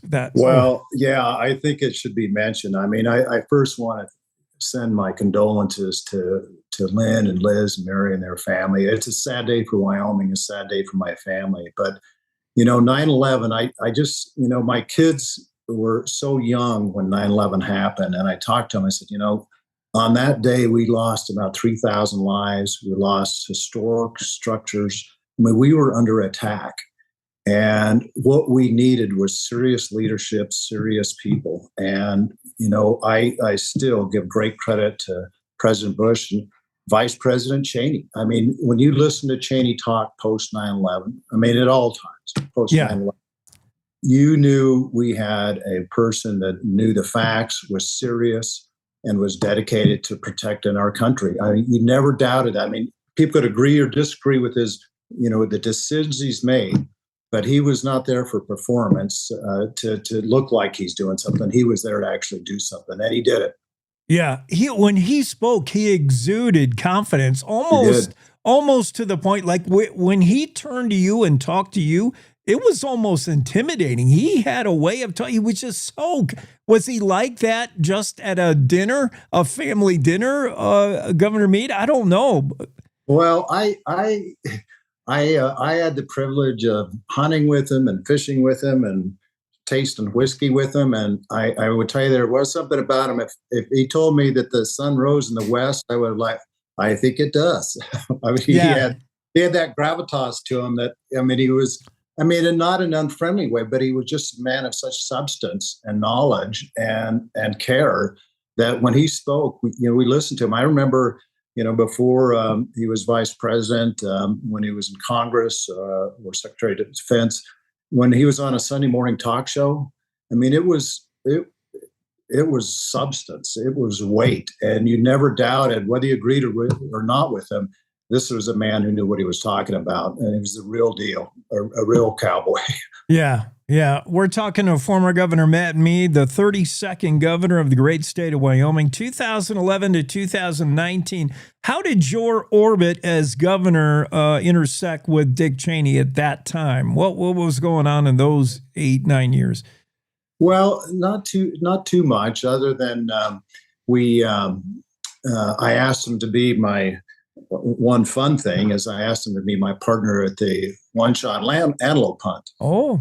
And the way that goes is that, the day before, the different teams get up and speak, and he got up and spoke, and somebody hollered out from the crowd, how's the Wyoming team gonna do? And he said, I'll tell you what, I think we're gonna kick butt, but he didn't use the word butt. But he was a fun guy that way. And then, the occasions that I had to fish with him, and he was a great sportsman. And I don't know if a lot of people know that. Much better fisherman than hunter than I. Not that that's a high bar, but he was just, he loved Wyoming, loved being outside in Wyoming. Right after 9/11, shortly after 9/11, about a month after 9/11, I became U.S. attorney and got to interact with him then. And I just, this and people our age know this. That really was such a significant time in our country. And when I was U.S. attorney and he was vice president, again, I just felt like we had great leadership under Dick Cheney in all ways. Yeah. Absolutely. There's probably not enough blaze orange you can be wearing if you're fowl hunting with Dick Cheney, especially in Texas. But he was the kind of guy that if you took him on the one-shot antelope hunt, he wouldn't even need to bring a fire. He could just tell the pronghorn what to do. Come over here. The guy, he just exuded that. So enigmatic. You couldn't get him on board with the Wyoming whiskey, which, by the way, David DeFazio and I sampled the very first batch when it was like out of the still in MASH reruns. It was like a month old, Governor, and it was the last time the Yankees won a World Series. I think we were toasting the Yankees. I said, well, this stuff is not ready yet, but boy, is it ready now. I love it. Well, my brother will be glad to hear that. I think their motto when they were waiting was, "They'll be good and ready when it's good and ready." Yeah. I think a few snorts were taken before it was good and ready, but it's a wonderful product now. I'm proud of my brother and sister David for what they've done with that, obviously. But I think Dick Cheney and I had a toast and a time or two and celebrated with Wyoming whiskey, which is a fond memory. I want to share one story with you. When I was a kid in high school, my grandfather, Cliff Hansen, decided during haying that we wanted a different tractor. And so he was looking for an old Super C, and we drove down to Afton from Jackson and shopped all day, couldn't find anything. And we stopped at the wonderful cheese factory that used to be there. Yep. It was great. And we went in, we had cheeseburgers and a malt, and we get to the cash register, and Granddad pats his pants and turns to me and says, "Matt, do you have any money?" I'm like, I'm a high school kid. I have no money ever. And in walks at that time Dick Cheney, and Granddad says, "Dick, can I borrow $20 from you?" And Dick says, "Sure." And my grandfather took full advantage. He says, "Well, as long as we're here, we should buy some cheese curds." And we did. And I was, of course, when you're that age and you hit the cash register and you have no money, it's a very embarrassing thing. But Granddad handled it well. But what I didn't know is after that, Dick Cheney told me, "That night, your grandfather drove to my hotel room where I was staying and gave me $20 and said, I just don't want the sun to set owing you money." And I tell that story because my grandfather and Dick Cheney were wonderful friends, and my grandfather had such great admiration for him and the entire Cheney family. He just thought they were superior in every way. And such a Wyoming story. Governor Meade, how do you think the United States, those outside of Wyoming, and even the world will remember Dick Cheney? I know some remembering Dick Cheney for his time at Department of Defense, Secretary of Defense. He had approval ratings that were sky high post 9/11. He had approval ratings that were also the lowest of lows. He's got his detractors. And he's got his Wyoming fans. How do you think he's going to be remembered when we look back on this vice president? Well, I think a fair look at his legacy, his history, and what he did for this country. I mean, he was serious about helping the United States and making the world a safer place. And historians and politicians will go back and say, "I disagreed with that," or "I agreed with that." But one thing I don't think anybody in the United States or in the world should doubt is that he dedicated his life to public service for the benefit of our communities, our state, our country, and the world. And you can disagree with any of his policies, but you shouldn't have any doubt that he cared greatly for the people of this country and Wyoming, and showed it with his dedication, his lifetime dedication to service. And, he, in my mind, he was a great politician, not in the sense he's into politics. He was a great politician because he was effective, he cared, and he did it for the right reasons. And that is to help people. Yeah. And for me, a great politician, because what you don't see enough of today, he put country first when he was in that role, VP, and he put Wyoming first when he was in that role. That was his order of importance. And that's the way you do it. Yeah. And he had, it's not easy. I mean, the other thing I think, in addition to his brilliant mind that he exuded, was courage. He had courage to make the hard decisions, and he had the courage to make unpopular decisions when he felt it was the best thing for this country. And it wasn't, he didn't do it by social media with little canned responses and little quick gotchas. He did it, because he educated himself. He worked hard. I remember once we were hunting pheasants together, and I'm an early riser and go to bed early, but I had gotten up one morning very early at the hunting camp, and this was when he was vice president. And there was only one room in the lodge that had lights on, and it was about 5 a.m, and that was where there was coffee. And I looked in there, and there was Dick Cheney with a bunch of folders, a pen and paper. And I mean, I don't know what time he got up, but I mean, that's, I think, an example of his commitment to how hard he worked for this country. Yeah. Good. Fantastic stories. I appreciate it. Thank you for coming on. Hey, thanks for having me. It's good to see you. Thank you so much. We miss you in office. We miss you in Teton County. Where are you now? You're all across state. Yeah, Albany. We're in Jelm, Wyoming. Population not big enough to have a post office, but man, wonderful. So that's how I'm going to ride off into the side. I like that. Let me know if there's room in Jelm. I might be there in a little while. You know who else has a place in Jelm is Dave Friedenthal. Collectively, we've ruined the committee, the two of us. Oh my goodness. Yeah. Thank you. All right, take care. Thank you. Yes, that's former Governor Matt Mead, 32nd governor of the great state of Wyoming from 2011 to 2019. Governor Mead ran the state, as many before him have and many after. Remembering Dick Cheney today and his role as Vice President, Secretary of Defense, and before all of that, remember Dick Cheney as a congressman for 10 years, 79 to 89, representing Wyoming. And we're thinking of Lynn, Liz, and the whole Cheney family today, this morning.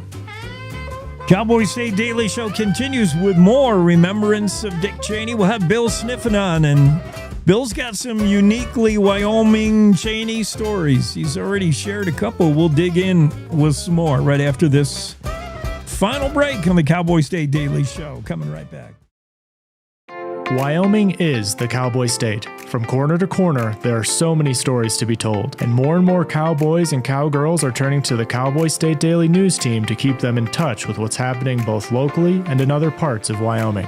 I'm Riley Strand, videographer and production assistant for Cowboy State Daily Video News. We're proud to bring the most important stories to our viewers every day. The stories that start conversations, the stories that make us laugh, the stories that make us think. Our experienced journalists at Cowboy State Daily are crisscrossing the state every day, talking to those who know the news best. Every day, host Wendy Core and I talk to the reporters who are covering the topics, issues, and people that are important to Wyomingites. And in our daily newscast, we bring you those stories. Tune into the Cowboy State Daily video newscast every morning, only on cowboystatedaily.com. You're listening to the Cowboy State Daily Radio Network. Wyoming is a place of unlimited potential, a place that inspires us to dream. Since 2014, Wyo Lotto has given back over $180 million to our great state through transfers, winnings, commissions, and more. Dollars that have gone directly into your cities, towns, and counties. Dollars that have changed lives and set dreams in motion. Thank you, Wyoming, for a legendary 10 years. We can't wait to dream up what's next.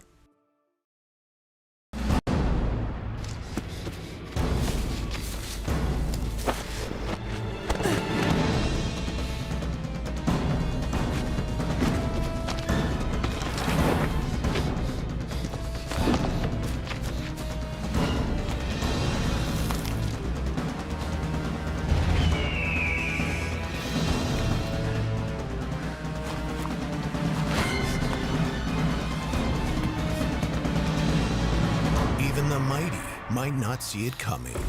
It's prediabetes, and it captures 1 in 3 adults. You may not even know you have it, but you can escape. Take the 1-minute prediabetes risk test to know where you stand. With early diagnosis, you can change the outcome and prevent or delay type 2 diabetes. Be your own hero on smartphones everywhere at doihaveprediabetes.org. So I wanted to talk with you and your mom today, Lily, because of some of the changes your friends and teachers have seen in you lately. And along with the incident the other day, you were with Derek when he was caught selling marijuana. Yeah, he was selling it. Honey, we know. But we care about you and want to know what's going on. That's right. We'd like to understand it better and see how we might help. And if weed is a part of it, we want to make sure you know about the negative consequences for someone your age. So, can we talk? Talk. They hear you.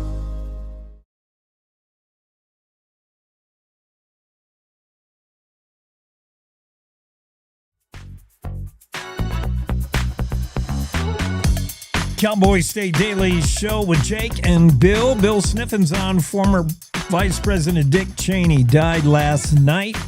His family confirmed complications of pneumonia, cardiac vascular disease. Of course, he had a long-standing heart problems back when he was 37 years old, had a lot of heart issues, but lived a great life. Certainly, he's standing knee-deep in waders in a bend fly fishing somewhere.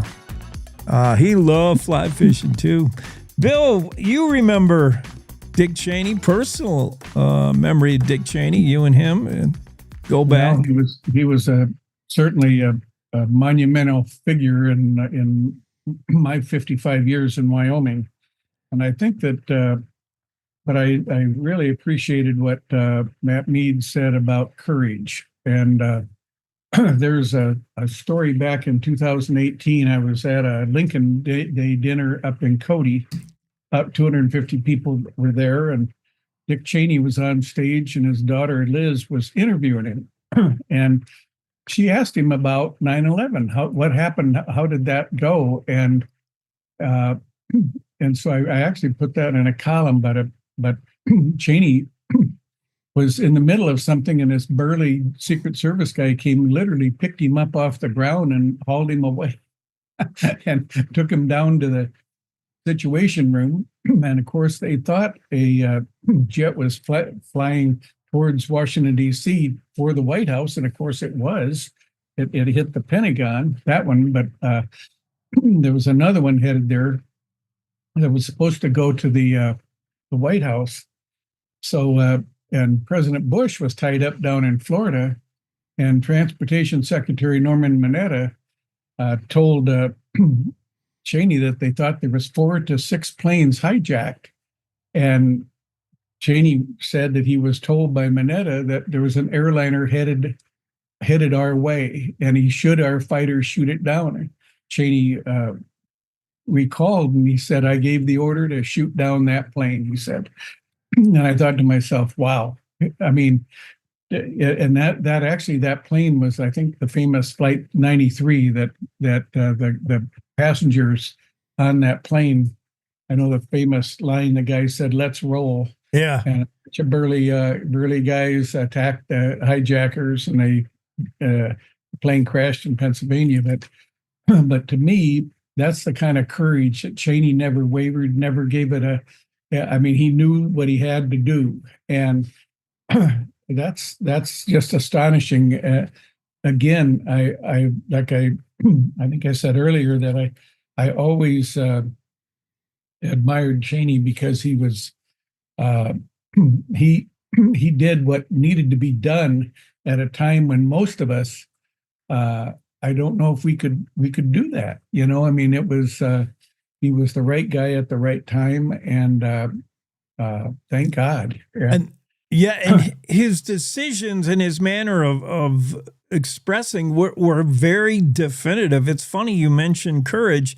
A statement issued from the family today reads, "Dick Cheney was a great and good man who taught his children and grandchildren to love our country and lives lives of courage." First word they use: courage, honor, love, kindness. Well, I would definitely say that courage would be a big item, and let me also say that I was thinking about times with Dick Cheney. Now, I didn't get to go out on the one-shot hunt with him, but I did spend some time with him in a more relaxed situation. He was a fun guy to be around, but one of the things that I remember about him that, and Mike Sullivan probably did it as well as anybody, but it was intensive listening. When you were talking to Dick Cheney, he was listening to you. I mean, it was like he was almost, and you even mentioned it a little bit earlier. It was almost intimidating when you're talking to him because he was listening to you. I mean, he locked in. Yeah, he's absolutely locked in, and so you're saying, I am not going to waste this guy's time. Whatever I'm doing, it better damn well be worth it. And I never saw him ever tell somebody like Donald Trump does, man, that's a stupid question. You can do better than that. Right. I have a hunch he had that in the back of his mind, but I had another story. This is more of a Bill Sniffen story, but I ran for governor in the Republican primary back in 2002. And the two other guys that did much better than I in that primary were Eli Bebout and Ray Hunkins, but I was there and I was invited to speak at the Republican State Convention in Jackson. And this was the big deal. I mean, this is the cream of the crop of Wyoming Republicans. This is the biggest speech you're ever going to make in your life. And later that night, Vice President Cheney was going to be there giving a talk. So we get ready to go on, and I've got my wife Nancy with me, and we then come out, and here's this podium, and it has the seal Vice President of the United States in front of it. And there's a gal who's in charge of that podium, and she says, "Okay, you can't touch the podium." Really? No, you're not allowed to touch that podium. So here I've got a sheaf of papers, and anyway, it was, and I'll give Cheney credit because he didn't endorse anybody, and it would have been very easy for him to have endorsed somebody in that election, but he felt, I'm going to stay out of this and let these guys slug it out, and I always appreciated that. But another story I have of him is that I personally launched a campaign in 1996 for him to run to be the Republican nominee for president. And Bob Dole was the front runner, but I felt Dole was too old and ineffectual, and so I reached out. Cheney was head of Halliburton down in Dallas. So I called him and talked to him a couple times. The first time I talked to him, he appreciated what I was doing, but he said, "I just don't think I could ever muster the votes." But what I didn't realize is behind the scenes, there was a movement. Some people really wanted him, but he really wasn't able to pull it off. But I do remember the last time I talked to him on that, he had to leave because he was flying to Nigeria in a private jet. And he said, "Bill, I can't talk any longer. I have to go." And I had told him that I had a Cheney 96 button somebody had given me. And so that day, later on, when he was in Jackson giving that talk in 2002, I gave him that button. So it says Cheney 96. Oh, wow. Anyway, that was kind of a fun little anecdote, but no, it's a sad time. He's if Wyoming had a Mount Rushmore, who would we put on it? And obviously Al Simpson and Dick Cheney would be on there, and I don't know. I'd let some other people, probably F.E. Warren, and I'm not sure, but I have a huge respect for John Barrasso, and Mike Enzi, of course, was just unbelievable. And but Dick Cheney is he really did the most, I think, as far as achieving things. Although Al Simpson was very close up there, and Malcolm Wallop always was underrated because he did a lot, but he was a little bit overshadowed by Simpson and Cheney. But it was a amazing time for Wyoming to have those three guys in Washington, and we have a wonderful congressional delegation now with Cynthia and John and Harriet. But Boy, I tell you, we had some serious clout. I mean, that word clout, when you never wrote a news story about those folks and what they were going on without using the word clout. We had clout. And but I do have another story that I heard Dick Cheney tell about himself and his family. I'd like to share that with you. Yes. Dick was telling about he went back to a family reunion. And there were all these folks, and there was the oldest guy there was his uncle, and he was sitting over in the corner, and he had a little dog in his lap. And so Dick goes over to him and he says, "Uncle, how is our name pronounced? Is it Cheney or Cheney?" And the guy paused a little bit and says, "Cheney." And Dick says, "Great, thank you. And by the way, that's a nice dog. What kind is it?" The guy says, "It's a bagel." Anyway, sorry, but that's the best Dick Cheney story that I heard. He told on himself by himself, but I don't know. It's that's. And then the other thing that I pondered over the years was that when Cheney and Bush got done with Iraq, they had created a model that was like World War II Japan and World War II Germany. And that model involved having 50,000 troops and a big bases in those countries, literally for the next 50 years. And that was their idea of how to control the peace in the Middle East. And it made sense. It worked. It worked with Japan and it worked with Germany. And try to imagine had they been able to carry that out. But of course, Obama got elected. First thing he did was dismantle all of that stuff. Total chaos erupted, and then Cheney and Bush get blamed for for botching this thing when they had created the framework. It would have been expensive, but it would have probably provided a lasting peace there in the Middle East, because you'd have had an unbelievably strong Iraq sitting right there, controlling Iran. And but anyway, you'll never know. But I read a book by a guy called My Year in Iraq. I can't remember his name, but what he did. He was the ambassador to Iraq, and first thing he did was dismantle the military. So 1 million armed men went home with no jobs. And then the second thing he did was get rid of the Ba'athist Party. So everybody who ran anything had to belong to the Ba'athist Party. So he got rid of that. So as a result, you had chaos in Iraq. And anyway, I'm not sure where that little anecdote came from, but again, the Cheney and Bush got blamed for all of that, and maybe they deserve the blame, but it was they had a model in place that may have worked. But because of and to quote Barack Obama, he says elections have consequences. Well, they sure as the heck did in that case. And Obama immediately when he was elected, went on his apology tour around the Middle East, and everybody thought, man, paper tiger here. So anyway, Dick Cheney and I 100% would agree with each other on that one. Yeah, I think the knock, if there's a knock on the Dick Cheney, and he oversaw as Secretary of Defense Operation Just Cause in 1989, Operation Desert Storm 1991, and then during the Gulf War and the whole Kuwait thing.